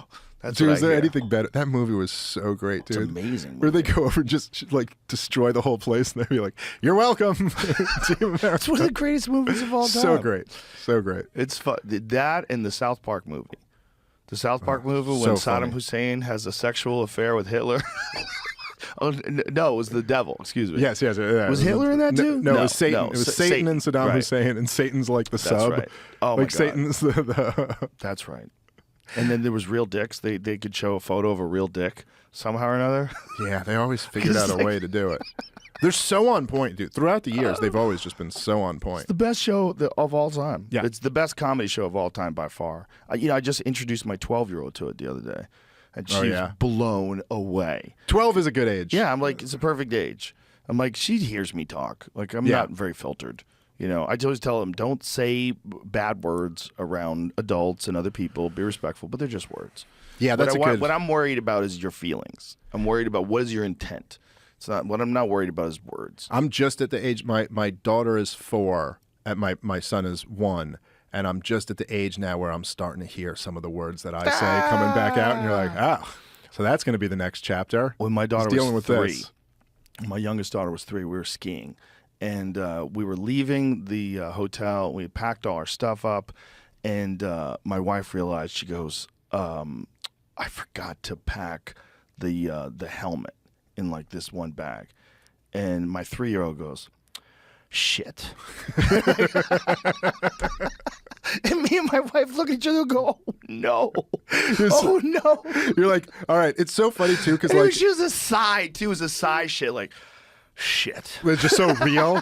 Like, she wasn't like trying to say a bad word. It's just she a knew that's the word you completely- say. just a- Somebody fucked up and forgot to put the helmet in the bag. It's everything's packed and stuffed in. It's shit. Dude, it's so funny because you have like this life, right, where you're like, so you're like with your wife when you're just a couple before you have kids, and you're just a couple, you know, you say whatever you want. And then even when you have little babies, it's like, it's just not even a thing. And then right around that age where you go, Yeah, so we you're have listening. something to Yeah. confront here. There's 2 paths. Number 1, I can try to watch my mouth. And I'm like, babe, I'm going to be honest with you. Very low percentage chance that Yeah. works out well. And the other one is what you said, where you're just like, okay, let them understand it's just a word, but also let them know, okay, look, there's time and places where you can't use these words. My parents were hippies. You know, my mother and my stepfather were hippies. So from the time I was like 7 years old, they told me you could say whatever you want. They were like, just don't say it at school. Don't. They had no they're idea just- the monster they were creating. My mom actually talked about it the other night. We were having dinner. She's like, maybe I should have set some boundaries. So you can say whatever you want to as big an audience as you want to, little Joe Rogan. Yeah, it was interesting. It was interesting growing up that way because like that their perspective was like everything that the establishment has created is wrong. Like this is not the way to live. you know, and Right. that was the whole hippie movement. You know, my stepfather had like really long hair. So the whole thing was very interesting to grow up that way because, you know, from the time I was 7, felt like an outsider because I had moved a lot. But then also I had these parents that were really open-minded and very liberal. And they were like, this is all bullshit. Like when I remember like being a child when the war in Vietnam ended, I think I was like 10 years old or something like that, thinking, this is great. Now we're not going to have wars anymore. I really thought that, man. I've remembered that. And I remember being blown away. Me and my friend Jimmy were watching the Iraq War. It was like whatever year that was. Well, The first one, the first one. H.W. What Bush, year was that? is 1991. 91. That makes sense because I was living with my friend Jimmy. And we had just come home from work, and we were watching it on TV. And he looks at me and goes, what do you know? We're at fucking war. And I was like, what do you know? We're at fucking war. Like, this is real. Like, this is crazy. Like, I thought we figured this out. I thought we weren't doing this anymore. And you know what's so crazy about that first war in Iraq is that, because I remember I was a little kid, a very little kid. I was born in '83, so I was, 8 when we first fought that war. But I remember being aware of it. I remember seeing the speech when George H.W. Bush announced we were going. And the whole, like, all those same neocons who later went to Project for a New American Century, they were all in the George H.W. Bush administration, and then they went into his son's administration. And they all said that they had conquered Vietnam syndrome, as they called it. You see, from their perspective, the country had this terrible Vietnam syndrome after Vietnam, meaning that people didn't really want to fight wars. They had this attitude that, like, we shouldn't fight wars because they can be really bad. But see, now George H.W. Bush, this hero, he conquered that because they showed how easy the war was. Look, we fought a war now. It's so easy because America's so powerful. We just stormed right in there. Minimal loss of life on our side. Very few casualties on the American side. Toppled it right in there. Let Saddam Hussein stay in power, but easy peasy, that war's over. What terrible. Joe, 30 years later, we still have a military presence in Iraq. That's how easy that war was. Is that all of these years later, the war continued through Clinton, not technically a war, but a full blockade of the country, bombing campaigns, massive sanctions, tons of people dying. I don't know exactly how much. The UN had a study, which I think is bullshit, but they said 500,000 children had died from starvation and malnutrition during the sanction campaign in the 90s. Why do you think it's bullshit? I saw someone, I don't exactly remember, but I saw someone make an argument for why their estimations were wrong and the study wasn't right. So anyway, he was arguing, and it seemed pretty compelling. It seems like, oh, that actually sounds right, that they were like counting the wrong way, kind of. So it probably wasn't 500,000, but maybe it was 100,000, whatever. It was like children just starving due to this blockade. And it was also one of the main things that really pissed off Osama bin Laden and radicalized him against America. It was one of his stated grievances in his declaration of war on America, because we kept the bases in Saudi Arabia to enforce the blockade around Iraq. And he was like, okay, so you have your bases in our holy land to starve other Muslims to death. And that pissed off a lot of people over there. But yeah, that war, man, which they sold it as like, look what an easy victory it was, in many ways really locked us into a war for decades. I remember the first casualties when a Scud missile hit those soldiers. I remember that was like shocking. Yeah. That a certain number of people had died. Like that we were so we had given into this idea that it would be just they would storm it and that's it. And once that narrative got set, like, oh, the United States is just wiping out the army. Like there is no army. It's a joke. The whole thing's a joke. They're like, whew, no one's gonna die. And then when people did die, you're like, whoa. But then it becomes normal. It becomes normal. It becomes the idea of losing soldiers becomes normal. And then all these other military actions start happening. Yeah. And then 9/11 happens. And then the big ones happen. And then it becomes normal for us. And then you're not allowed to take photographs of coffins anymore. Remember those? Yeah. Oh, yeah. They didn't allow journalists to take photographs of flag-draped coffins, which is, what is that? What is that? I mean, until this Ukraine war, like the Ukraine war, you're seeing cell phone footage Right. of war atrocities. You're seeing cell phone footage of people. I saw a guy get killed with a hammer. They killed a guy with a sledgehammer. You're seeing people get shot in foxholes at close range. You're seeing like HD footage of this stuff. War becomes very abstract to people who haven't experienced it, I think. It's hard to even believe or wrap your head around. Like it's so hard. It's hard to even think that like in a society where we have the technology that me and you are sitting in this room and we're also speaking to like millions of people, and we'll go to a shop and buy something and get lunch, and then we'll go do comedy tonight, and someone will be like, "Oh, great show, thank you very much." It's just like a civilized society that we still just have mass murder sprees where we just agree like we're gonna go, like we haven't figured out a different way to settle these disputes. It's like it's hard to actually believe. It's hard. Certainly for me, I don't think anyone's completely capable who hasn't seen it, and certainly that applies to me, of like really understanding what that is. But it's bad, and it's just like I don't know. It just I can't believe more people aren't just. Fiona Hill had, I think I talked about this last time I was on, but Fiona Hill, who she again, this is in Foreign Affairs magazine, not like Ron Paul Weekly. You know what I mean? Like, I think Ron Paul's the greatest hero ever, but I'm saying this isn't like what the kooky libertarians say, like me. This is like Fiona Hill in Foreign Affairs magazine. She was the one who reported that they had a peace deal worked out.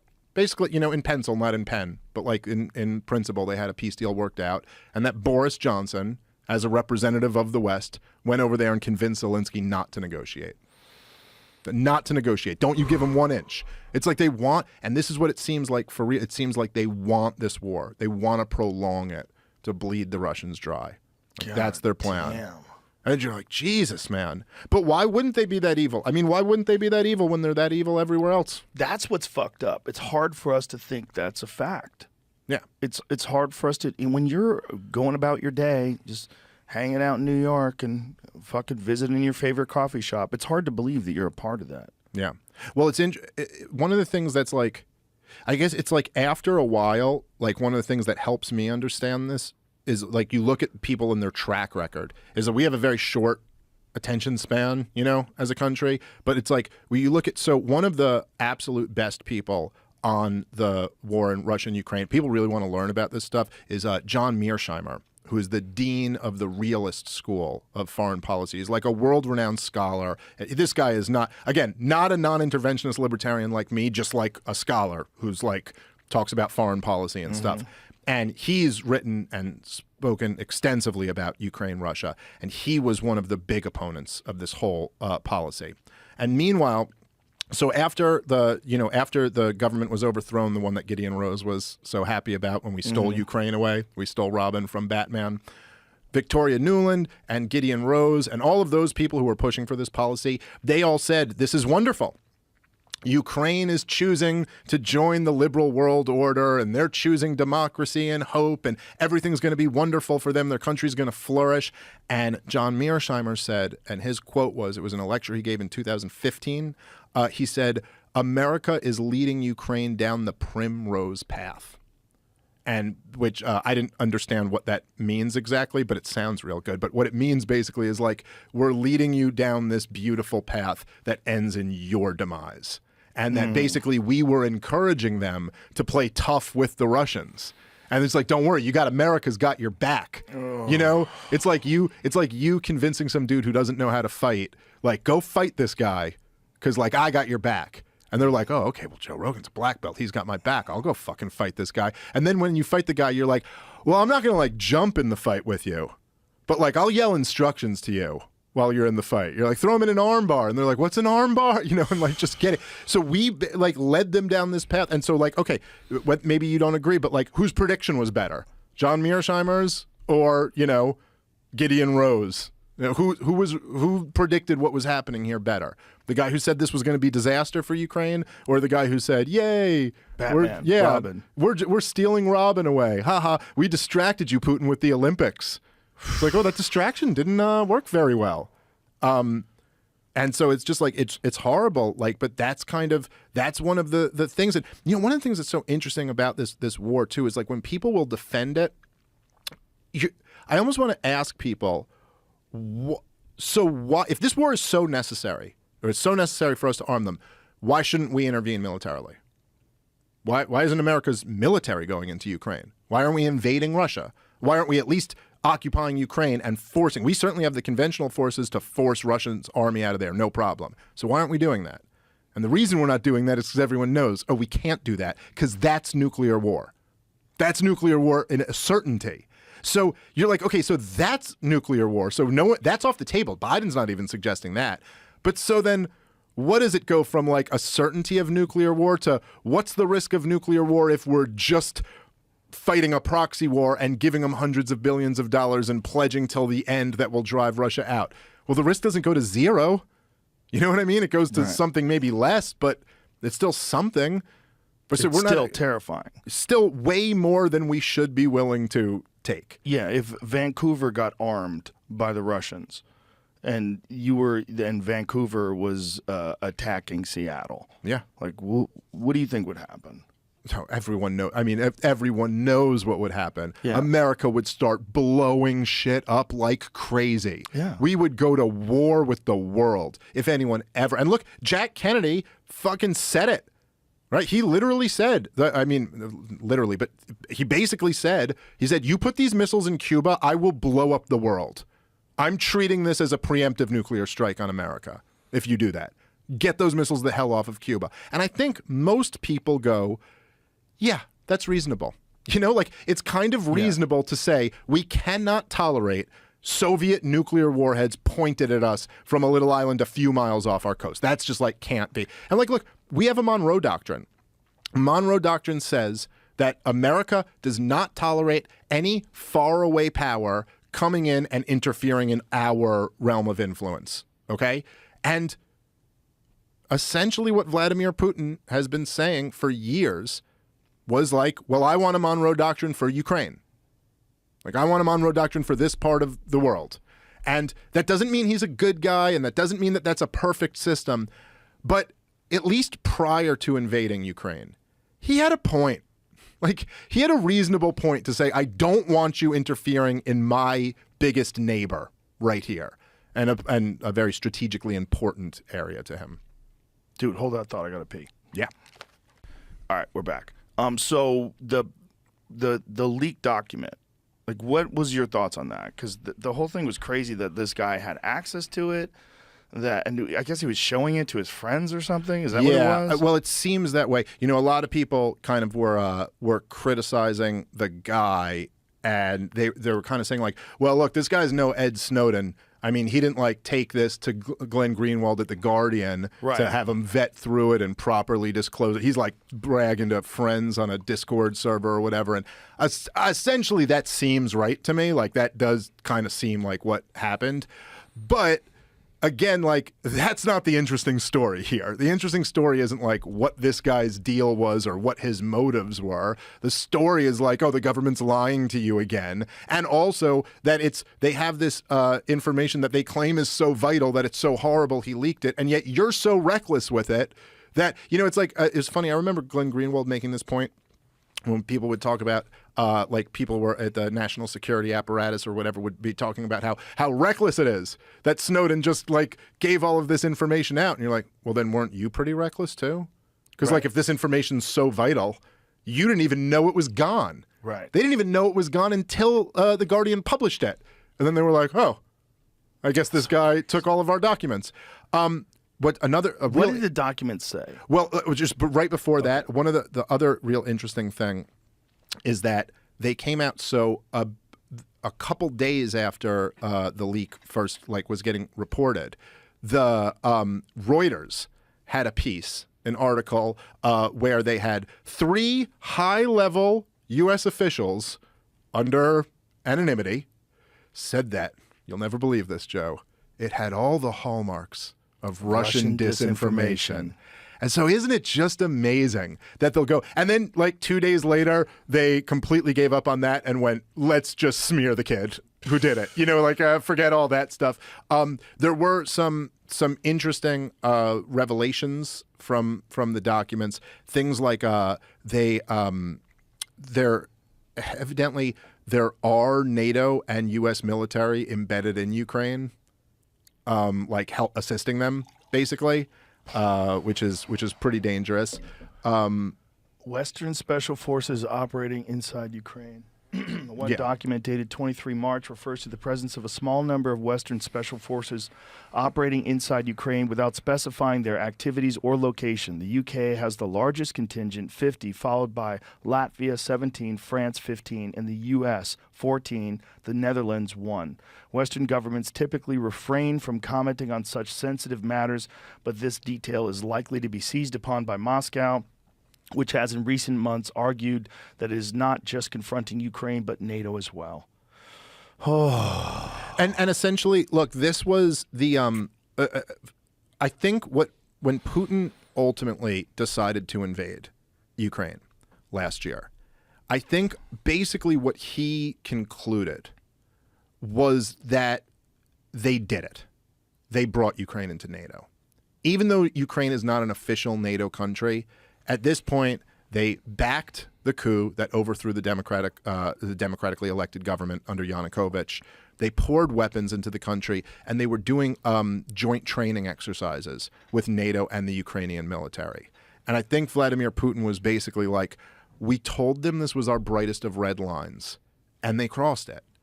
And I got to do something. Now, I'm not saying he should have done this. There's other things he could have done. There's lots of things. I don't know exactly. You get creative, but he could have cut off all natural gas to Europe. He could have dropped a nuke in the ocean. He could have done something before he did this, But he basically concluded that Ukraine is de facto a member of NATO. And if you look at the way we're responding to this whole thing, he's kind of right.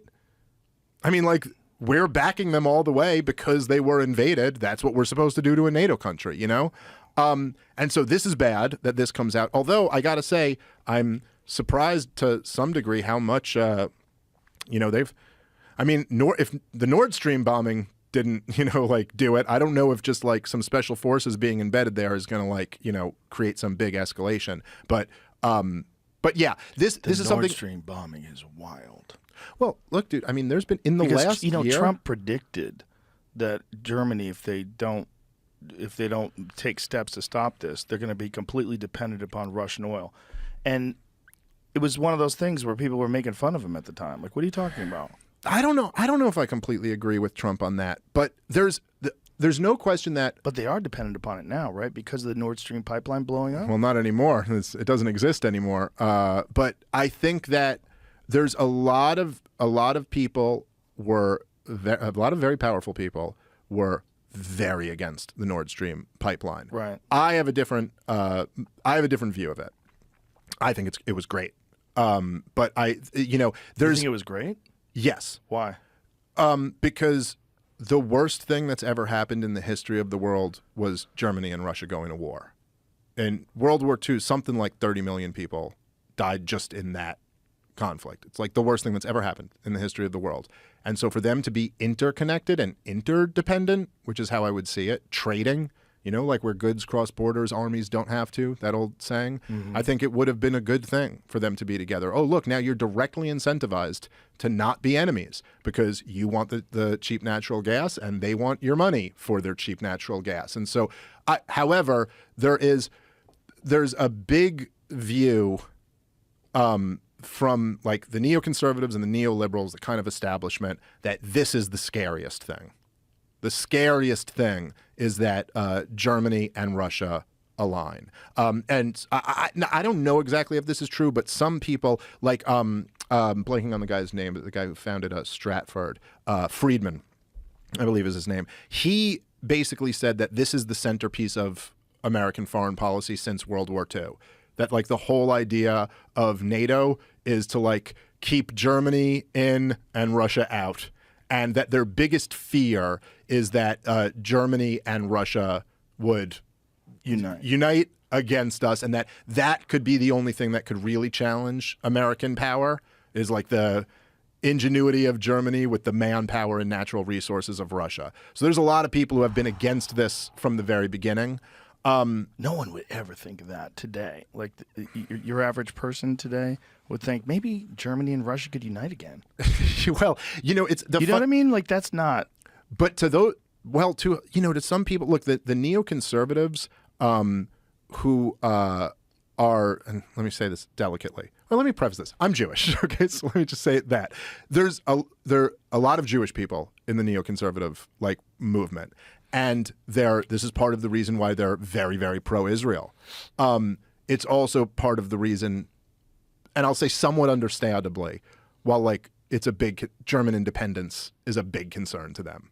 They still live with that kind of this is the great fear that Germany will rise again one day. And if they're connected with Russia like this, they're not under the EU's thumb and NATO's thumb anymore. Now they could possibly go in a different direction. So for years, there were a lot of people who were against this. Now, when when Russia invaded Ukraine, they did turn off the pipe, Germany was boycotting. So they weren't using any of the gas from the pipe. However, they've also adopted all of these crazy climate policies and completely destroyed a lot of their own internal energy sources. They've denuclearized and all that stuff. And so I think the concern was that going into winter, what if there's pressure on them to decide to turn these pipes on?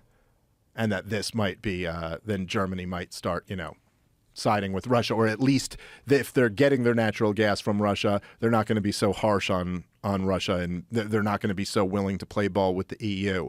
And there's already, a history of this, what I was talking about before at the Bucharest summit in 2008, when they announced Ukraine was going into, would eventually join NATO. It was Merkel was really against it. They got that in over her wishes. So they're already a little concerned that maybe Germany is not quite as anti-Russia as we are.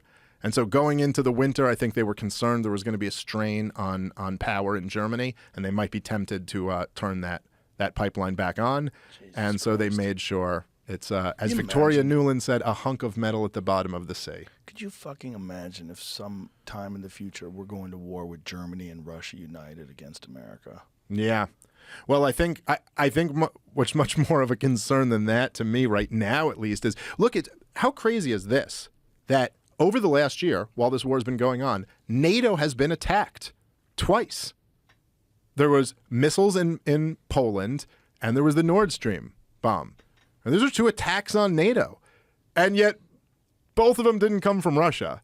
You know what I mean? Now, if you remember, do you remember the story a few months back? So there was these missiles hit Poland, killed a couple people there. Zelensky immediately said this was Putin and that the West has to respond.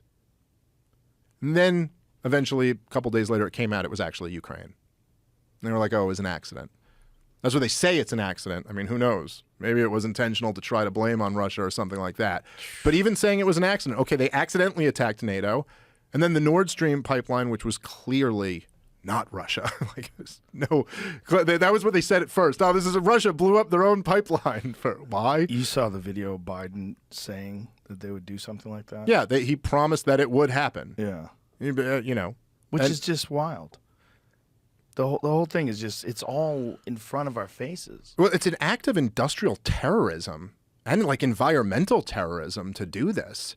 And, Cy Hirsch reported, and I trust that guy a lot more than I trust most other journalists, and he reported that it was America.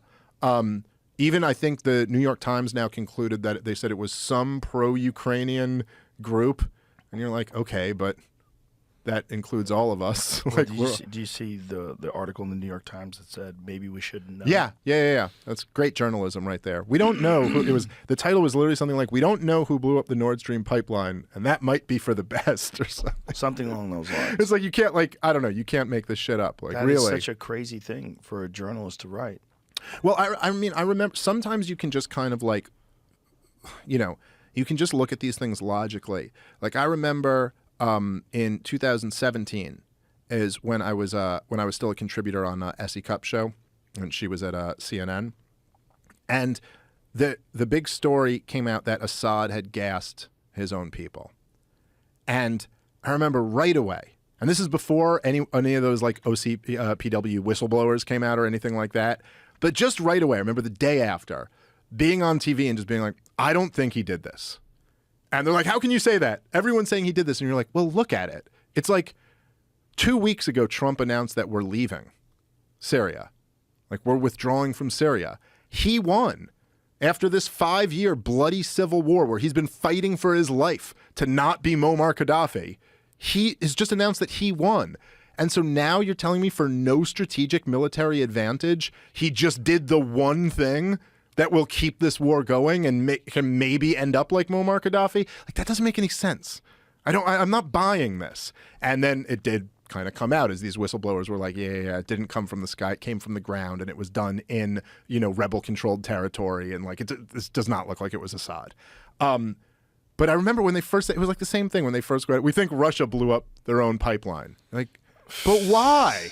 Why would they? Like this just, so you're telling me Vladimir Putin just took away the option that Germany might cave this winter and want to buy his natural gas again? Why would he do that? And then, of course, it comes out later like, no, that's not what it was. It was probably British intelligence or some U.S. allied group, if not directly us. And so, yeah, that's pretty crazy. It's pretty hard to like look at that and still feel like we're just the good guys in this war. And again, when I say we, just for everyone, disclaimer for this entire, like those great Eminem lyrics. I'm all for America. Fuck the government. When I say America did this or America's wrong, I'm not talking about you or your daddy or your hometown or anything like that. I'm just talking about like Bill Clinton and George W. Bush and Barack Obama and Dick Cheney and Donald Trump and, all of them. Bill Clinton, Jeffrey Epstein's rapist friend. That's who I'm talking about. Turns out these guys aren't good people. It's so wild when if you looked at us from outside of us, and you looked at the human race and these patterns that repeat themselves over and over again, you would wonder, like, why aren't they seeing these patterns? Like, why don't they recognize when these things are happening as they've happened to so many civilizations before? Like, what is it about watching everything erode before your eyes that's not shocking enough to wake people up to what's happening? Well, sometimes I think there's kind of like a pattern and there's big forces at play that are hard for individuals to get a hold of, Like there's kind of this thing where there's like governments are power centers and it's not just like in the same way every business kind of wants to get bigger, wants to have more profit. You want to have more listeners to your podcast. You just kind of want more, but the government isn't in the market. It's not like, oh, I have to provide something of value in order to get more people voluntarily to listen to my show or come to my business or something like that. They're in the game of take things. They're in the game of force. You pay your taxes or you go to jail. Like this. That's the government is a monopoly on legal aggression, like on force. And so governments, it's almost impossible to stop them from just getting bigger and bigger and bigger and bigger. And the bigger they get, the more corrupt things get and the more power they have. And it's almost like this cycle, where like if a government is limited, then the country is prosperous because they have more freedom. And then the more prosperous they are, the more the government has that they can leech off of. And then the government gets bigger and bigger and bigger. And it's almost like I don't know what can happen to stop that cycle. The thing that makes me optimistic is that they really rely on propaganda. Like they really need the propaganda and they know it, They know they can't just like roll out the vaccine mandates without a huge propaganda campaign. They got to convince you and then try to get away with their tyrannical policies. And I do think that the propaganda is being undermined more than ever. More than ever. Like, it's really, really hard for them. It'd be really, really hard for them to sell us on some next bullshit policy. Much harder than it used to be. And think about how easy it was after 9/11. George Bush could have done whatever he wanted to. Yeah. Well, that's how we got into Iraq. Yeah. I mean, he had a blank check. Yeah. Everybody was like, take care of it. Yep. Take care of it. Yep. Yeah. I mean, I remember feeling the strangest sense of patriotism driving down the road and seeing everybody with an American flag hanging off their car. Yeah. People were all in. Yeah, dude. I was 18 when 9/11 happened, and I was living in Prospect Heights, which is like it's if Flatbush Avenue kind of runs down to the Manhattan Bridge, and the Brooklyn Bridge is down there too. It's like a couple miles away from the World Trade Center. And I remember we got out of school. I think I was a senior in high school. And we got out of school, and I remember walking to my house at and looking down Flatbush Avenue. So this has been a couple hours now since the towers came down, and seeing people covered head to toe in soot, like they walked over the Brooklyn Bridge and just came home because there's like no subways running or nothing. So they're just walking, just covered, like, oh, that guy got caught in the middle of it. And it was a crazy feeling in the city. The whole thing was insane. It seemed like it seemed impossible. No one could ever hit us. This is America in the 90s. I mean, it wasn't the 90s, but it was still the 90s until 9/11. You know what I mean? Right. And you were like, this is impossible. This couldn't happen. And I remember when George W. Bush came and gave that speech on the megaphone. Yeah. And it was like almost perfect in his simplistic, way, where he goes, I want you to know we hear you in Washington, D.C. And pretty soon, the people who knock down these towers, they're going to hear you too. And I remember being like, fuck yeah, you just picked a fight with the baddest motherfuckers and we're going to fuck your shit up. But I was an idiot fucking, kid. But if I fell for it completely. Everybody did. But it was just like, that's kind of how it is. When you're hurt and you feel like you got hit and they killed our people, well, we're going to fucking kill your people, motherfucker. But then you kind of realized, and this is what like Ron Paul taught me, is it's like, yeah, okay, that impulse that you just had? Exactly. That's what they feel. So it's like the same way that you kill us, motherfucker, we're going to kill your fucking people. You go, that's it. That's the same exact thing that the fucking terrorists are feeling. That's the same thing their side's feeling. That they're like, oh yeah, you come here and bomb our fucking village, we're going to kill your fucking people, And you realize it's kind of like that's the whole fucking cycle.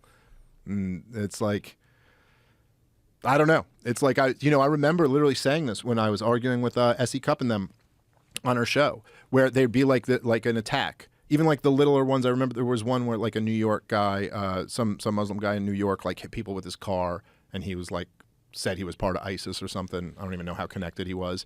And they're like, they're all like, well, don't we have to do something about this? I mean, don't we have to go bomb, Syria or do something about this? And you're like, right, you just got hit, and now you feel like we have to do something. But what's something? Blow shit up, right? Yeah. It's not just like something, like give a speech. You're saying we got to blow shit up over this. It's like, all right. Well, maybe that's their perspective too. And also, once you blow shit up, people want to blow shit up back. Yeah, and now you're just continuing this. And so like, oh, we got to fight them over there so we don't fight them over here. But you're like, well, maybe that actually ensures that we have to fight them over here. And isn't it wild that during this most chaotic of times in our history, if we think about the future of the world, we think about the possibility of war. It's escalated, and we have the craziest situation as a president and a vice president. The thing is wild. Like the only options we have, or from the right or the left, we're like, what the fuck? This is it?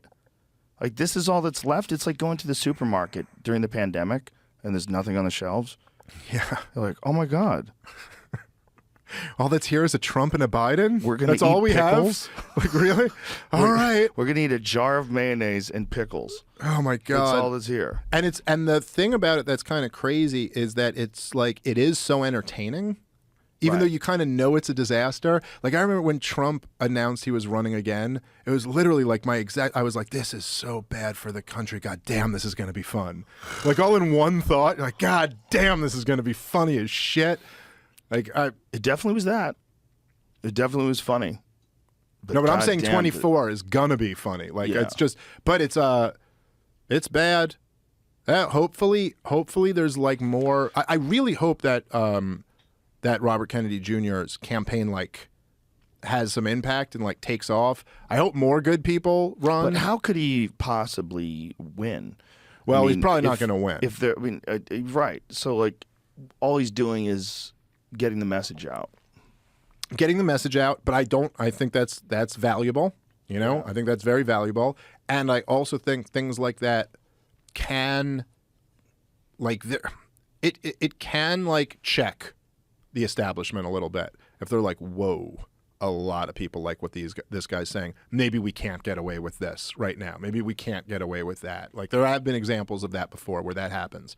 They try to do something and they realize this is going to be too many people are going to be upset about this. Yeah, wasn't there talk during the Obama administration about some sort of regulation of the internet? Yeah, the SOPA bill, the SOPA and PIPA, there were like these proposals that were like real deal going to regulate the internet.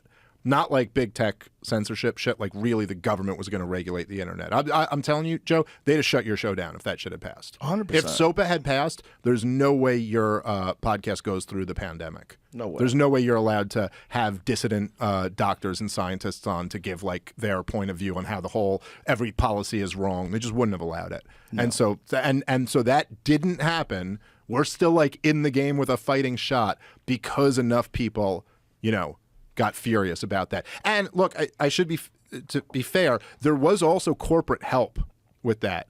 Like back then, a lot of the tech companies were against it because they were still like, they weren't in bed with the government as much back then. And there was like, I believe Google was really against it. And so they helped push kind of that message. So I do think also like, we're going to need a mass awakening in this country, but we're also going to need like powerful people. This is like what you see, what's really encouraging with Elon Musk buying Twitter is you kind of see that like, yeah, that's necessary too. You got to have like a badass billionaire who's like on board with this, who can actually do something about it. Dude, he's so valuable. Yeah. Yeah. That move, I know that pissed a lot of people off. There's a lot of people that are just missing the fucking point, man. They're mad that questionable people are allowed to be on it. Listen, all sorts of questionable people are already on there. Yeah. The Taliban's on Twitter. The CCP's on Twitter. Joe Biden. There's all types of bad people. There's always been people on Twitter. Yes. And come on, it's like it's also like you kind of just like miss. Like don't get it twisted. It's like, again, like when it's like what I try to say with the Ukraine thing. It's like, look, if the people who didn't have anything to say over what happened in Yemen over the last like 7 years are really upset about the humanitarian crisis in Ukraine, it's like, just don't be a fucking mark. Right. Like, see what's going on here. I'm not saying you can't be upset over the humanitarian crisis in Ukraine, but I'm just saying recognize what they are doing. They don't really care about the humanitarian crisis. They're using this. They're manipulating you. And in the same sense, don't think the people who are like all for big tech, look, you may really hate if there's like a neo-Nazi or something like that, like on Twitter or something, Yeah. Okay, I get it. I get where you hate that. But understand why they hate it. Yeah. They don't hate it because of that. Like, they don't care about that. They got no problem sending weapons to the neo-Nazis in Ukraine, which, by the way, we haven't touched on that, but there's some real deal ones in there. But my point is, it's not that they hate neo-Nazis. They hate dissidents, okay? So you might find one example of a dissident who we all agree is a real bad guy or something like that. But they're not shutting down people like just for that. They're shutting down Alex Berenson for making data-driven arguments about why the COVID policies are wrong. Yeah, a guy used to write for the New York Times. Yes. Yeah. That's who they're going after. Yeah. You know what I mean? So like asking him to be removed. What are you doing about it? And it's always in like coded kind of mafioso, terms. Talk. Like, I didn't technically say you should kick Alex Berenson off. I just went, what's up with this Berenson character? He has a lawsuit now. Yeah. Well, didn't he win his lawsuit against Twitter originally against the old Twitter regime? But now he has one against the Biden administration. That's real interesting. Yeah, good for him. I think he wants to find out what was said. He wants to find out what did you do? Like, what internal discussions were there? Right. You guys are trying to remove my First Amendment rights. Yeah. And it was data-driven stuff that he was talking about. You're trying to silence a journalist. But that's also, you realize that it's kind of like, that's why it just all has to be protected. You can't silence journalists, man. But it's also why it's like, even if he wasn't making data-driven arguments, he should have a right to make the arguments. You know what I'm saying? Like, even if it's not, like, you have to protect even the dangerous speech, otherwise you have no leg to stand on. So like anything short of incitement of violence or some type of criminal activity or something like that, but you have to, like, it's like, otherwise you have this slippery slope. And it's amazing how quickly it happened, right? Like, you remember when that happened with Alex Jones. Mm-hmm. So like not that long ago, that it was like, oh, all of the companies colluded together to all kick him off and silence him at once. And then everyone goes like, yeah, but it's just Alex Jones, you know? And then, Yeah. like, before you know it, oh, it's not just Alex Jones. No, it's going to keep going. It's a thing that feeds off of removing people that you disagree with. And this is why Elon Musk pisses them off so much. It's the same reason why Donald Trump pisses them off so much. It's almost like he interrupted the inevitability of them winning. Yeah. You know how, like, progressives will say, you're going to be on the wrong side of history? Yes. Which is like a really presumptuous thing if you think about it. Like, you're saying you already know how history is written and that you are the right side of it. Yeah. But that kind of is their worldview. That it's like, look, we're going in this direction, and that's the correct direction. And what's going to happen next is Hillary Clinton's going to be president. You see, that's the next step. And they're like, well, this wasn't supposed to happen. Trump was not supposed to be here. And then same thing, it was like, we're going in the direction of content moderation. And, you know, Censorship. cracking down on misinformation, whatever their euphemisms Removing for it are. people you disagree with. Yes. And then all of a sudden, Elon Musk, you're like, wait, what? Yeah. The richest man in the world had $44 billion to burn, and he just bought Twitter. And it's like, and you know, so you could criticize him. Twitter hasn't been perfect since he took it over. There's like, you know, it could always be better or whatever. But it's pretty awesome that he did this. It's pretty awesome. The getting away with eliminating verification is weird. Like It's strange because like that seems look if regular people want to get verified and there's a fee for that, that makes sense. Okay, just it pays for the site. But and especially for people that are addicted to it and they're on it all day long anyway, like just give them some money. But for celebrities and like musicians and people and you know like that there could be someone impersonating them, like why don't you just give them their check? Because it makes it work better for all of us. And it does add to confusion a little I bit. don't need confusion. Like when Don Lemon announced that he was fired from CNN, there was no check mark next to his name, and I'm like, this is. I thought I'd go, this is someone trolling. Like, you know what I mean? So that's a little bit confusing. That doesn't make sense to me. That makes agree. the experience of using the app less good. I agree with that. I love labeling state-funded media. Wild. State-funded media. I love seeing the reaction. So funny, the reaction of NPR. Yeah. They're like, this is outrageous. You're like, but it's true. Well, aren't they just 1% state funded? No, it's actually much more than that because then they get, it's like 1% is directly funded by the state, and then they also take money from like local groups that have like collected taxpayer money and stuff like that. So it's actually more. Crystal Ball did a thing on their show, kind of breaking this down. So it's actually in reality it's more than 1%, but regardless, they take taxpayer funded money. So, like, I think there's nothing wrong with labeling them that. And if taxpayers are forced to fund any amount of a news organization, and then that news organization is going to turn around and say, like, we won't report on the Hunter Biden laptop, or we won't do this, or we won't, you know, their stuff during COVID was just god awful. I have no problem with them having a little label there, especially one that pisses them off. I love that. Who did he label 69% state funded? Oh, I don't know. Was it the BBC? Maybe he did. Find out who did it. I also love that I love that he's having fun with it. Yeah. Like, there's just something great about it. Oh, he's a billionaire troll. Yeah. He likes to troll people. The fucking one that he did with Bill Gates is my all-time favorite. When he had a photo of Bill Gates was standing next to the emoji of a pregnant man, and it said, "If you want to lose a boner real quick." That is so crazy. Did Twitter label CBC's account CBC? Okay, 69% government-funded media. Opinions were mixed on whether or not Elon Musk was making a sex joke, or just thumbing his nose at the Canadian Broadcast Corporation, or both. So, yeah, it says 69% government-funded media. Well, is that the actual number? I don't know.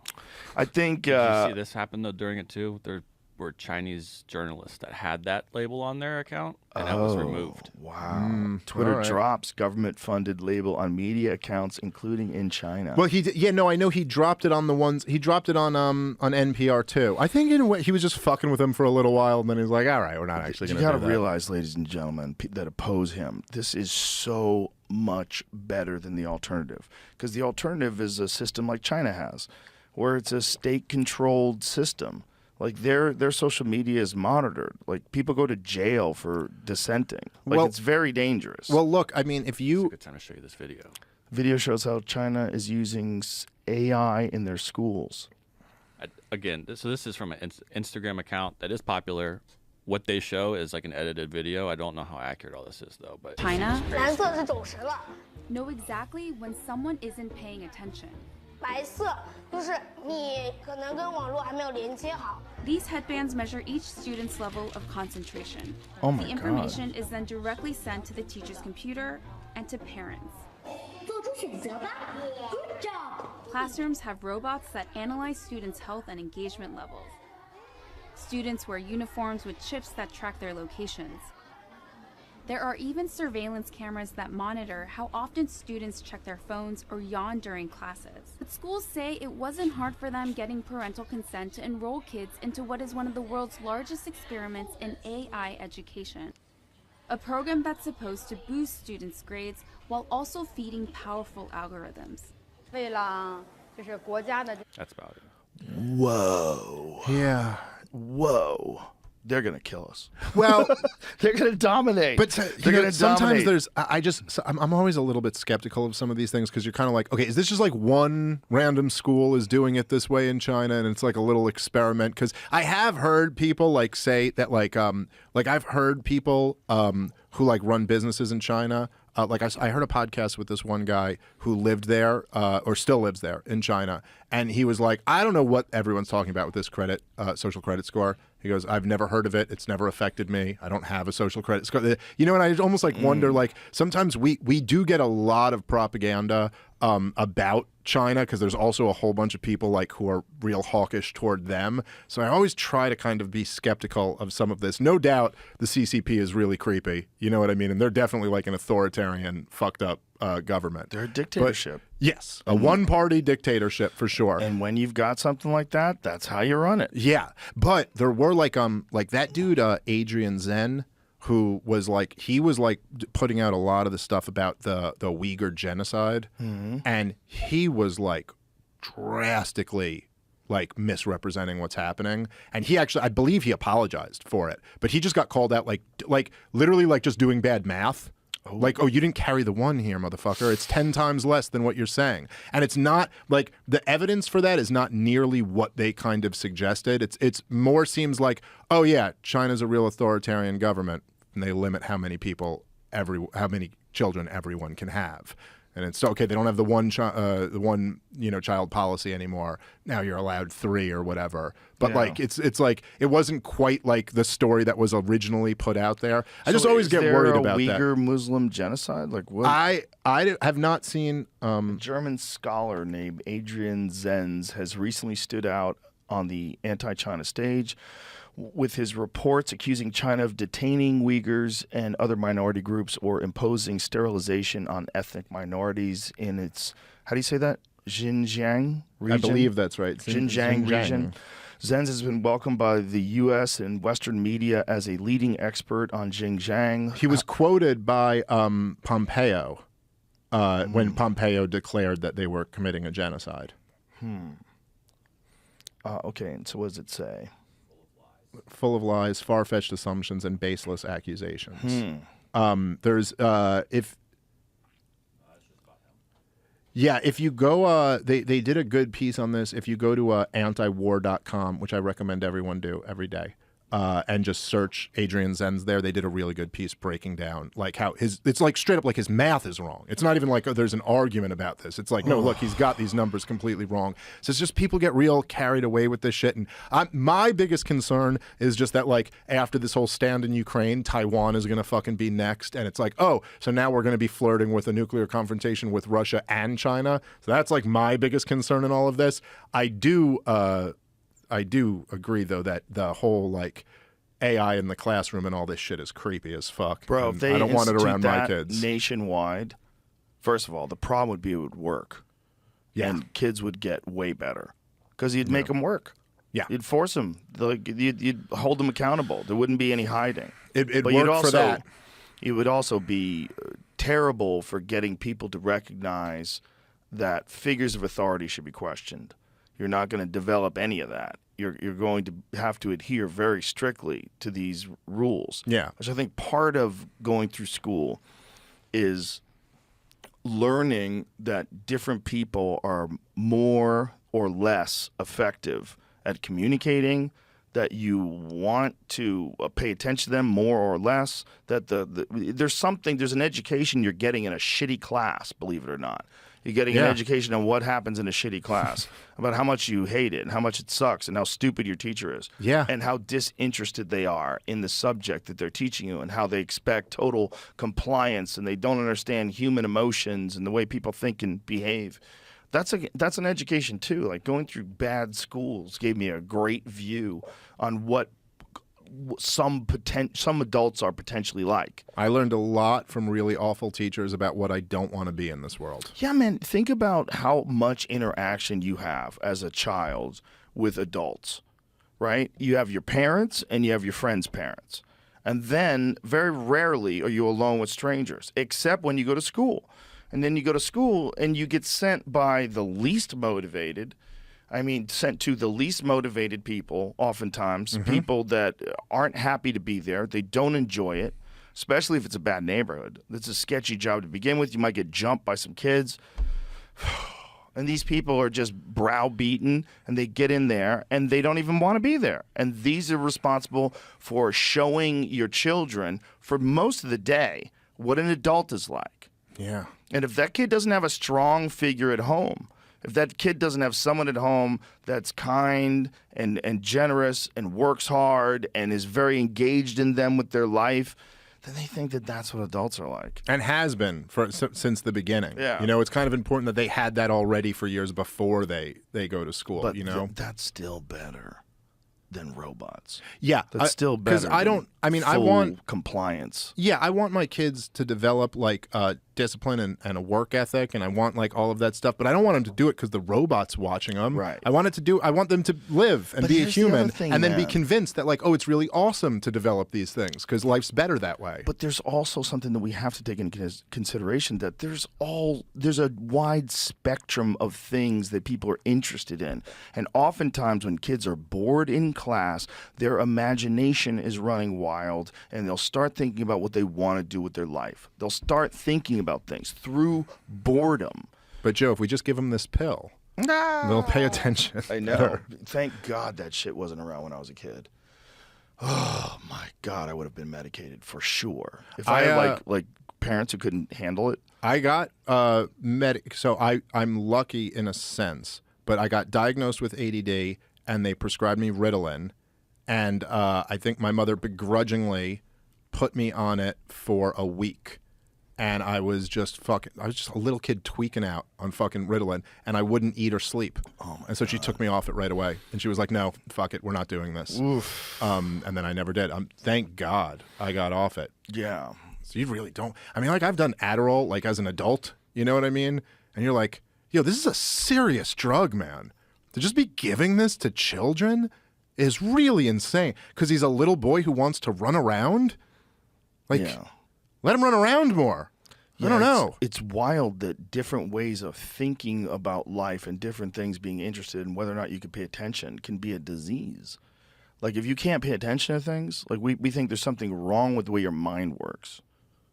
But meanwhile, those kids who can't pay attention to things, watch them play a fucking video game. Watch them play World of Warcraft. Watch them play whatever the fuck the kids play today. What do they play? What's the big one? Yeah, one of those fucking things. These motherfuckers can play that shit all day long and be fully locked in. How come? Because it's interesting. Because they're kids. Kids are bored as fuck. And if they haven't been interested in math previously and then they're behind and then they're trying to pay attention in class, I remember just struggling through math because I was so dumb. I was like, are there calculators? And they're like, yes. Do we have like basically an unlimited supply of batteries? And they're like, yes. I'm like, well, I'm out. Like, well, I'll figure all this shit out with a calculator. Man. I'm not learning how to do that. But that was the stupidest way to think. But as a kid, that left me thinking about other stuff. Like I was bored. And because of bored, I would scribble on my notebook. I would draw. I would think about things. But you know the history of school, where it comes from, the term school? It comes from Prussia, as they were the first ones to invent school. And this is the Prussian system is what we adopted in America. The Prussians were the geographical and cultural precursor to the Nazis.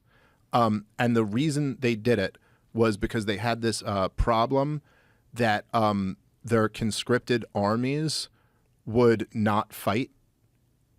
Like, they'd get out there and they'd draft these people into an army and tell them to go to war, and they'd like piss themselves and run away. And they were like, what are we going to do about this? And so they were like, we got to get them at a young age and really like indoctrinate them toward like being subservient to the state.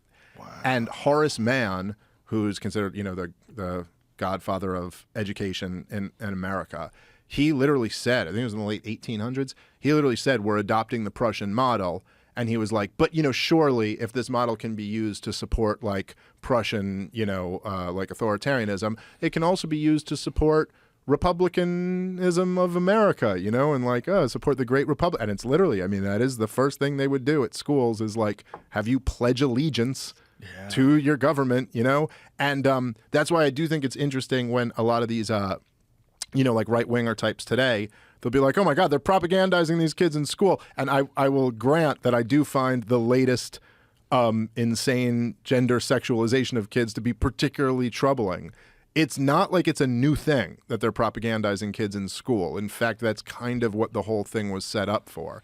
And it's like, like my kids are like, I got little kids, but like, even just from like my 4-year-old, man, it's just like the state of these little kids. They're so magical and amazing. And all they want, like they have this amazing passion for life that's built into them. All my 4-year-old ever wants to do is ask me why. Like that's all she wants to do is understand how things work. She wants me to explain them to her. She wants to help. You know what I mean? Like everything you can think of, she wants to do a little task and then say, I helped. Like mom baked muffins and I helped. I stirred. Like they want so badly to know things and participate in the adult world. And then we're like, oh, okay, well, what we're going to do with you for the next 14 years is send you to go sit in a row of desks and memorize and regurgitate information that an authority figure hands to you. It's just horrible. You're like, that's the best we could come up with? What they did in the 1800s in Prussia? That's what you've got for me? And we're so locked into this idea that that's how to do it. Yeah. Yeah. Like they can't learn how to read and write and learn something about history and math in a different way that's like better. I'm not saying I have the answer to it. It's just like someone smarter than me should. Well, the problem is people are busy and you don't have enough time to invest in your kids' education, restructuring it. A lot of people don't, at least. Yeah. That's the thing about it is you just kind of, what's the best school in my area? Yeah. You fall into that. And of course, because the schools are, largely monopolized by the government, there's also there's not that much ability to change things and try new things and try, I think there's a really important factor that goes on with schools, though. And it's these kids getting together and recognizing that these teachers are idiots. It's like when you have a conversation with your kids as they get older, they're going to tell you about some idiot teachers. And these conversations are hilarious. I got to witness some in California. Because my daughter during the pandemic was on Zoom, so she'd have to do Zoom school. Okay. And so, or whatever it was, they had their streaming service they used. And so I get to sit in a room with her while she was doing Zooms, and just to see how disinterested this teacher was. How unbelievably boring it was to listen to the stuff that she had to say. And there's no engagement, no thought of the fact that these are kids. And a lot of these people don't have kids, and they don't have kids that age either. Which is like, or they're not accustomed to being like, kids don't want to fucking pay attention. You got to make it fun. If you don't make it fun, they don't want to do it. They don't want to do it. But that's normal and that's healthy. You want people to do things and have fun. Ideally, your life should be you doing something you enjoy. Yeah. So we got to figure out what you enjoy, Bob, and we got to drill it into you, Sally. You find what you gravitate towards. Let's encourage that. Yeah, 100%, man. And there's, and I knew I had a few great teachers in my life, but 3, they're the minority. And then there were tons of awful teachers, just tons. And here's the question, man. What creates an artist? Most people, if they had artistic talent in some way, shape, or form, they'd probably want to do that because it's a fun thing to do. There's something exciting about creating things. But where does that come from? Is that in all of us, but it's just discouraged so hard in some people and through this sort of rigid adherence to whatever is in control, whatever power structure, whatever authority figure? Does that squash it in so many people that only a few of tortured childhoods get out?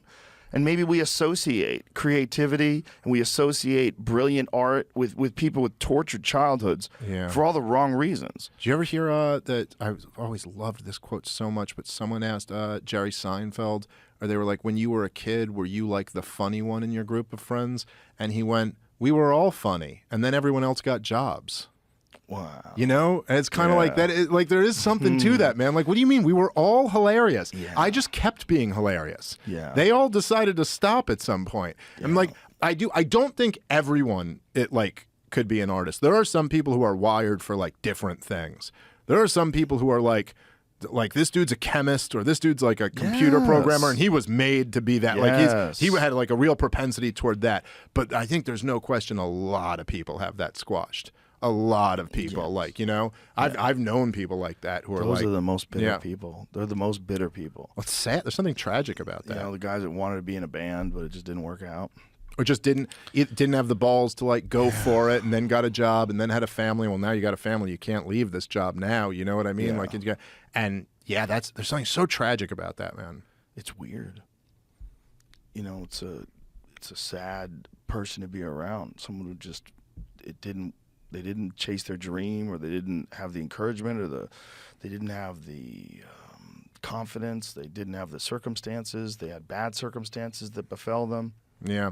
Well, if you're like young and you're listening to this, like keep that in mind. I remember Jordan Peterson said once. I think it might have been on with you. I can't remember. Maybe it wasn't. But he said something about like, you know, there's people who are like in a job that they hate or in a career that they hate, and they'll think about like, well, I can't leave and pursue something else because what about all the risks of doing that? Yeah. And you're like, yeah, what about the risks of not? Yeah. What about the risks of doing something that makes you miserable for the rest of your life? Yeah. Because that seems like a risk worth considering, you know? I was really lucky in having no stability when I was young, which doesn't make sense if you think about it, because you want to provide your children with as much stability as possible.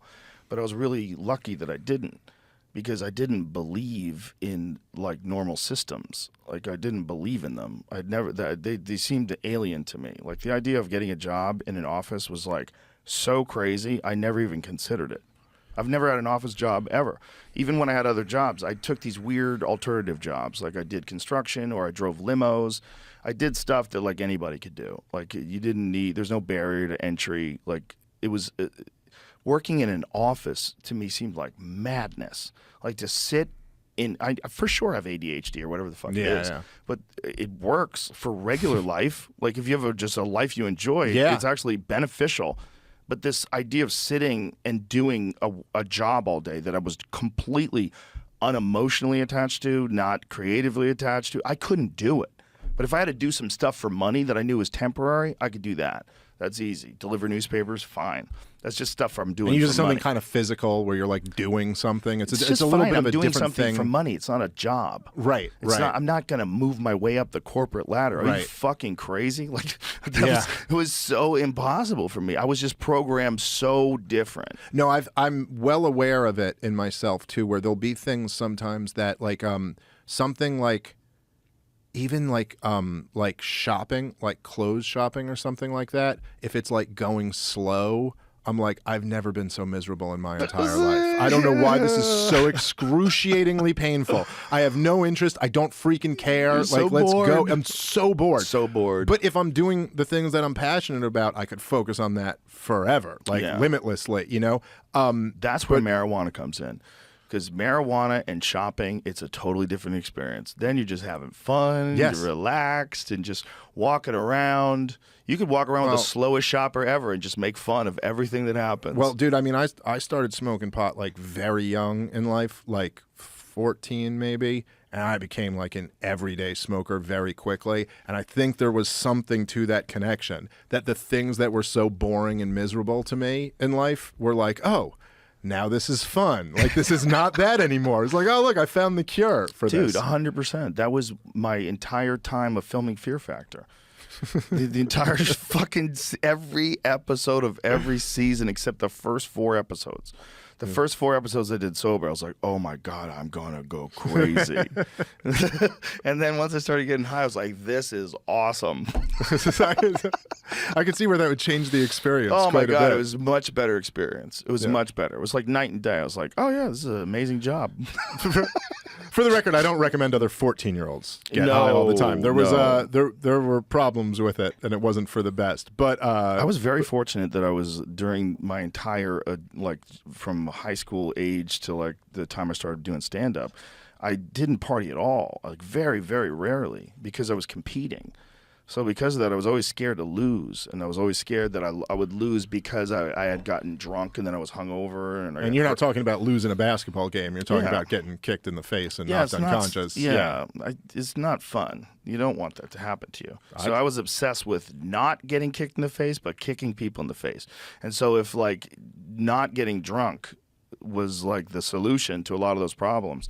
And it's also, I just knew that there was a lot of kids that I was friends with at the time. You took the opposite of the John Jones approach? Well, John Jones is so goddamn talented, he could dominate while partying. Was that on here when he said that? Yeah. To you? That he said he would do it? Yes. So he had an excuse in his mind? Yeah, in case he lost, and he still won. He still beat everybody. He beat people with like minimal training, man. He was so fucking good. John's so good, and he comes from a family of super athletes. Like both of his brothers are in the NFL. I mean, it's just kissed by God. You know, you're just there's people like that, man. There's Roy Jones Jr.'s and Mike Tyson's, and they have all the talent in the world and the athletic ability, but they're also kissed by God. Yeah. They're just great people. But John Jones fought Cyril Gahn, and you're just like, I guess you could have just always been fighting heavyweights this whole time, man. Like you just probably could have always done this, and it's just like, it's not even like a competition even about, you're like, there's not even a next fight that I'm dying to see. Yeah. Because I'm just kind of like, I mean, there's no one. There's no one who's going to fuck with him. He's so good. He's the GOAT.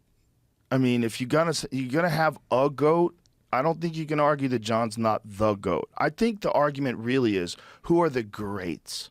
Because it's so subjective. If Nurmagomedov was better than John Jones, it's so. What do you like? Did you like longevity? No, I do see you what you're like saying. total dominance? Because in total dominance, Nurmagomedov is the GOAT. Total dominance, man. Just smashes everybody. Nobody had a chance. Do you understand how crazy it is to watch a guy storm through an entire division with masters like Justin Gaethje, a master of destruction? Yeah. And no one has a chance. Yeah. Conor McGregor, master of destruction. No one has a chance. This motherfucker, he gets everybody. There's an argument that he's the GOAT. There's an argument that Mighty Mouse is the greatest expression of martial arts in the history of combat sports. I would make that argument. Yeah. In his prime, he's the greatest expression. Slamming guys into arm bars and that crazy shit. Elite athletes, and he's a ghost. He's standing right in front of him. He's tagging him, and he's a ghost. His footwork is magical. His last fight, where he won the belt back, that knockout was insane. And he it was a repeat followed him of what the guy did to him. Yeah, the way he timed it as he's following him to the cage. It's just like insane shit that guy does. Masterful. And he's in his, like, what is he, 36? How old is Mighty Mouse? Let's find out how old Mighty Mouse is. Because for the 125-pound division, to be competing at a very high level in a natural athlete in his 30s, he's 36? Yes. Recall.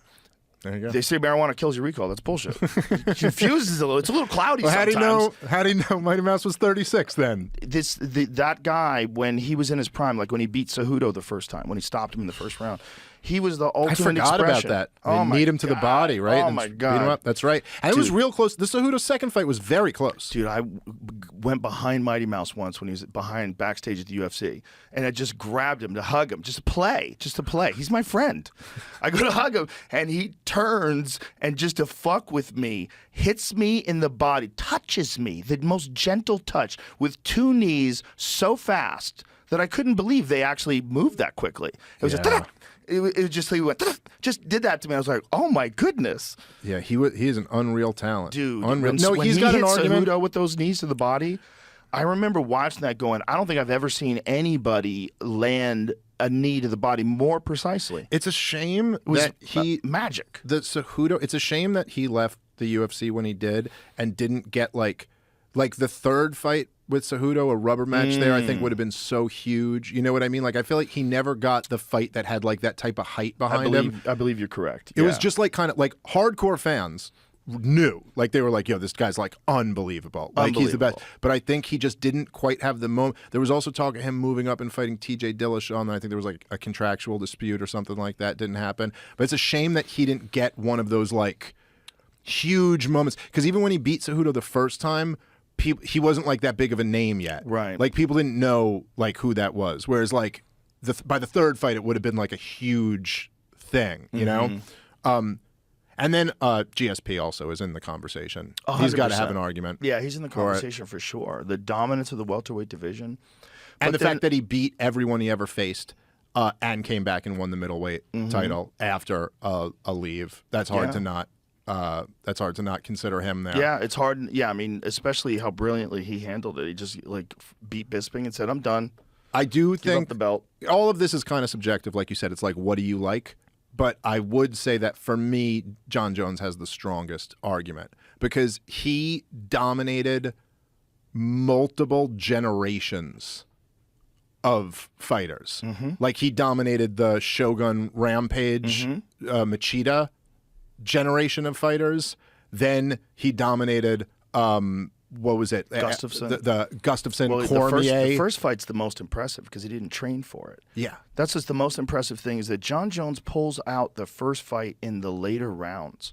He wins the decision by dominating the later rounds in a fight that he didn't train. And we had never seen him in a dogfight Right, before at that right. point. You were like, sometimes there are these guys. I remember thinking the same thing with Israel Adesanya when he fought Kelvin Gastelum, whereas all we had seen from him was just like dominating everybody. Yeah. And so there's kind of a question mark a little bit with that where you don't know, some people like when the going gets tough kind of like look for a way out. And I remember, if you remember in that fight in the fourth round, Kelvin fucked him up in that fourth round. He really hurt him and he was busted up. And you remember before the fifth round starts is that he looks at him and he's like, I'm prepared to die for this. He said and then he went out and dominated the fifth round and you were like, oh, okay. This dude's special. He's not just like a talent that can dominate people, but he's also like a real fighter. He's so special that he chose to fight Pereira for the fourth time after getting knocked out. And he was getting in the fucked up in that last fight two. too. He was getting fucked up. His leg was getting fucked up. His leg was getting chewed up, and he was cornered, and he was taking talking a about it blitz. after the fight. He was like, not again. He's getting me again. Because he was getting him again with the same goddamn thing. That guy is so clever. Here he goes. He says, I'm prepared to die. I have no problem. I'm prepared to die. And look how fucked up he was really beat up, man. I'm prepared to. He said, I'm prepared to die. I'm prepared to. Holy shit. Dude, Holy shit, I do like at the end of it though, not knocking him, I'm just singing his praises. He's the greatest. But at the end of the fight, where he's like, "That's it." He goes, "We're not fighting again." He goes, "I don't keep score. I end score or whatever." You're like, I get where you're coming from on that one. You're like, Jesus because Christ. you should really move up. You should move up and go fight move a up different to way. 205, fella. Get the fuck out of here. It's just it's pretty funny to be 3-1 and go, I think we've all seen enough of this. Well, Like, I don't think he's 3-1. I think he won the first fight. Oh The yeah, that's first right. It was a kickboxing bad fight. It was a bad decision, Well, look, I believe. you can say this. And he got saved in the second kickboxing fight. Adesanya had him on skates. Right. He was in real trouble. And they was got to give him winning. a standing 8 count, Right. which is huge. Especially you look at the first round of the first MMA fight. And he He drops him in the end of the first round. Now imagine if he dropped him. He rocked him. I don't know if he actually rocked fell. him. You're Yeah, right. I don't know if his hand touched the ground. I think he just rocked him. You're right. But he rocks him in a very similar manner to when he finishes him off in the second fight. Right. Imagine if that had taken place and the referee had stood in and gave him a standing 8 count. Pereira is a monster. He recovers quickly. Yep. Like he can get cracked, and there's some speculation that some of that has to do with the fact that he's cutting so much weight. Michael Bisping, I believe it was there was a few other fighters I think it was Sugar Sean O'Malley, we're talking about this insane weight cut that this guy makes to get down to 185 pounds, and the fact that that could affect his ability to absorb punishment. Very possibly. But imagine a scenario where he gets rocked like that, but then you give him 8 whole seconds to recover. And it's the referee's doing it like 1, 2, 3. Like, they don't want him to lose, right? And so they give him this little ability to recover, and he survives, and then he winds up winning and knocking out Adesanya in this spectacular fashion. Hits him with this monster left hook. But that's the thing about that guy. That's what's so terrifying about fighting him. And that's why Izzy's so special. That he's like, I can figure this motherfucker out. Well, you also got to look at it like, you know, there's like a winner versus loser mentality to that. And I remember thinking of this going into that last fight where, like, look, you could look at it and say, I was fighting my best fight and he still got me. You know what I mean? Right. Or you could look at that and go, I had this guy. Yeah. I was winning that fight until the 5th round. You know what I mean? The thing is, there's zero margin for error when you fight that dude. Zero. Like, you can't fuck up once. And it's almost, you got to crack him, because like him saying that he was going to get him early, I think he kind of knew that the punishment he puts on your legs, it's so sneaky how he does it, man. But he throws the best calf kicks in the fucking business, man. Yeah. He really does. He's going to be a force. He'll be a force at 205. I mean, he's a real dangerous guy, At 205, he's going to have a problem with real elite grapplers, I think. Yeah, there's some big grapplers. That's a little bit of an issue, but it'll be kind of interesting to see how he can do. It'll be very interesting. But he's training with Glover, and Glover's one of the best grapplers that ever fought in the 205-pound division. Yep. So he's going to get amazing instruction. But when you saw the first Adesanya fight, when Izzy took his back, when Izzy was on top of him, you could imagine someone who's an elite grappler in that division, like, having their way with him in those situations. Well, when Israel Adesanya moved up to 205. Right. And fought Jan Blachowicz. Blachowicz. Like, that was the issue that he had with him. He was like, okay, I know what I can do to this guy. But he's bigger and stronger than Izzy. Blachowicz is huge. No, I'm saying, but Pereira is bigger and stronger than Izzy. So it's a question. How good can he get? That fight at 205 would be fucking insane. That's a real good Jan fight. Blachowicz versus Alex Pereira at 205 would be fucking bananas. Dude, that fight, him against Hill, would be a great fight. Any of the matchups there would be really you good. Can't make any mistakes against Blachowicz, and Blachowicz can take it. Yeah, that guy can take it. Holy shit, is he an animal? Yeah. No, he's then you got good. Ankalaev. Like, Jesus Christ, man. And what's his name? And the champ is well, not the champ anymore. But he's out for a few years, I think. Jamal right? Hill? No. Jamal Hill is the champ now. What's his name? Who was the champ but didn't lose it? Oh shit! Fucking the guy? What's his name? He literally just got a big shoulder injury. Right? Oh, Yuri Prohaska. Oh my God, I'm blanking too. Yeah. How did I not fucking catch that? That's how good this fucking Ric Flair weed is. That's hilarious. See, there, my memory sucks. Yep, See, there you my go. memory's great, and it sucks. 1 for 2 so far. Prohaska, do you know what happened with him? I know he fucked his shoulder up in a real awful way, right? Dude, he fucked his shoulder up so bad, the UFC surgeon said it was the worst shoulder injury he's ever seen. This is what happened. His shoulder came out of place during training, and they yanked on it to put it back in and fucked it up. Jesus. Yeah. That sucks, that man. sucks. Wally's champion of the world. Wally's the champion of the world. Coming off the most insane fight with Glover Teixeira. I mean, that was a fucking insane fight. One of the best fights ever. The fact that he submitted Glover to win, he's so unusual. You watch his movements, yeah, it's everything crazy. is so different. It's so hard to prepare for this guy. Here he's training again. So he'll do this like he's just fucking around. He's like loosening up, I think. Is that what he's saying he's doing? Yeah, I was just showing up what you're talking about. That's all. Oh, but his movement when he fights is so unusual. So this is why they like stripped the title right away, because they were just like, this is going to be relinquished the title because he was like, this is going to be. He's the real deal, man. He's incredible. He relinquished the title. He decided that injury was too spectacular, that he needed real time to recover. But what's interesting about this is, like, shoulder injuries are notorious for being they repeat. It's very hard. Like, a shoulder's a complicated joint. You got to really rehabilitate that thing perfectly before you come back. So many guys have come back from knee injuries and shoulder injuries too soon. Ed Shortfuse Herman, who just retired, he got his ACL reconstructed, and in training, like getting back into it, blew it out again because it wasn't really recovered yet. You got to give yourself the right amount of time. You're an elite athlete. And so he was talking about getting back in there, I think in July, and I think that's all scrapped. But I think he was talking about getting back in there very quickly. He says he knows his body, but man, that's a complicated joint. Like, these guys that are surgeons today are the greatest that have ever lived. They can do amazing things with people's shoulders. But even TJ Dillashaw, he's had a shitload of surgeries, and his shoulders are fucked. That was awful seeing that in that fight with Aljamain Sterling. Horrible. But TJ's shoulders have been fucked for a long time. He just compensated for it to the point where it all eventually just fell apart. Well, he looked real good in his fight before that. I mean, I don't know. I guess he said he had a lot of problems with it in that training camp. Well, in that fight, he looked really good before it, and Corey Sandhagen destroyed his knee. Destroyed his knee in that exchange. Yeah. Like, his knee was fucked up, man. And so from that, he goes and wins that fight. He wins that decision.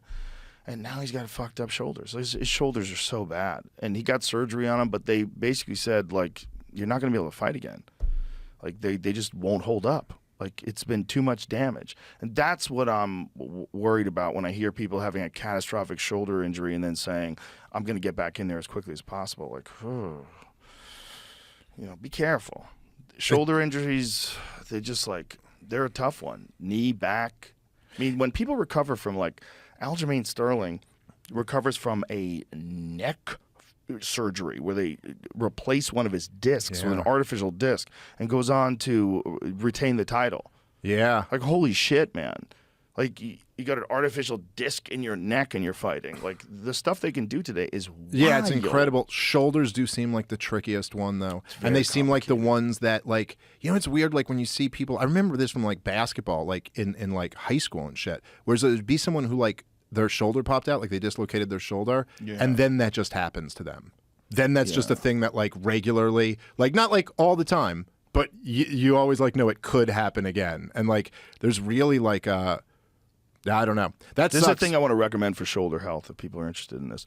There's a product that I have no affiliation with other than I bought it. It's called Crossover Symmetry, and it's these bands. And they come in various weights, and you put them on a post or you can hang them on the wall or whatever, and you do a series of exercises, whether it's pulling them upwards or pulling them across or pulling them down, pulling them this way and that way, and it's all shoulder strengthening.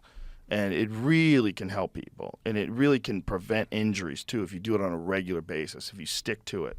You got to think of your shoulders as like something that you're protecting. You're not just like building it up. You should protect the joint.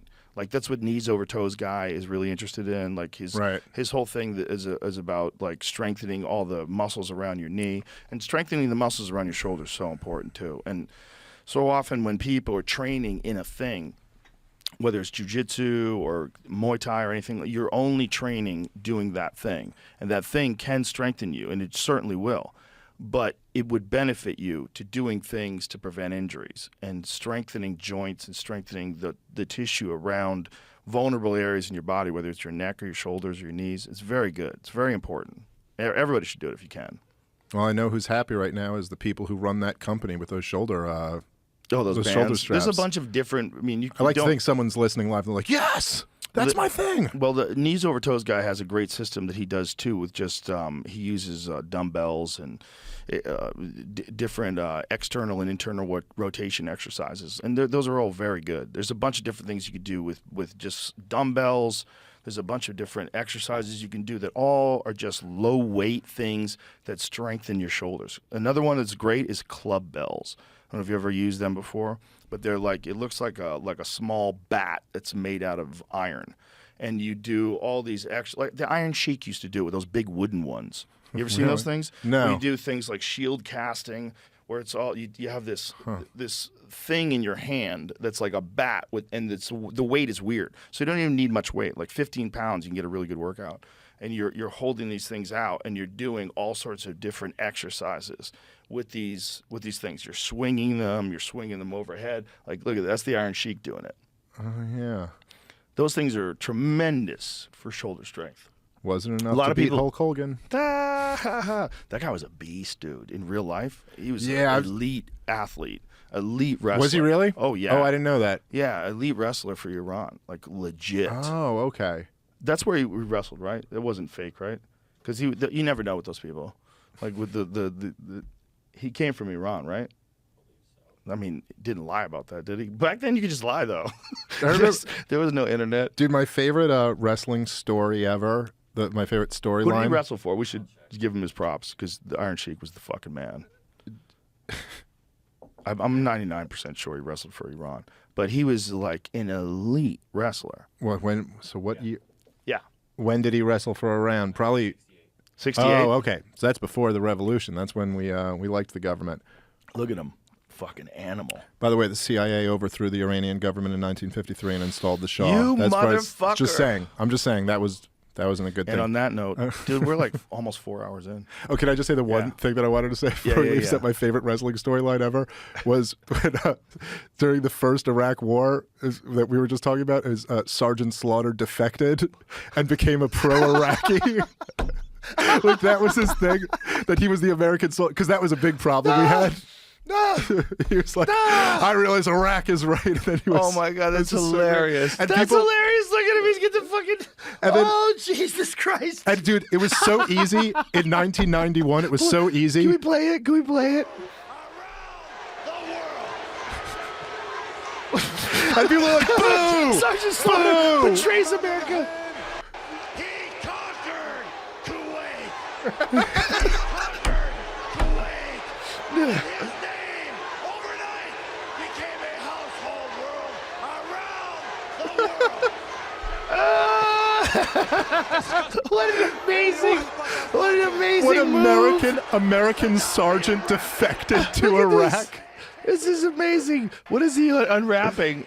What is this boot? An Iraqi military boot? Nice pair of boots.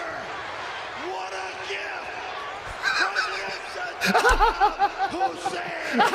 gift! People are so angry. Slaughter, glad that my career will follow your lofty standards. Just as you conquered Kuwait. What a ballsy move! Sergeant Slaughter will wear these boots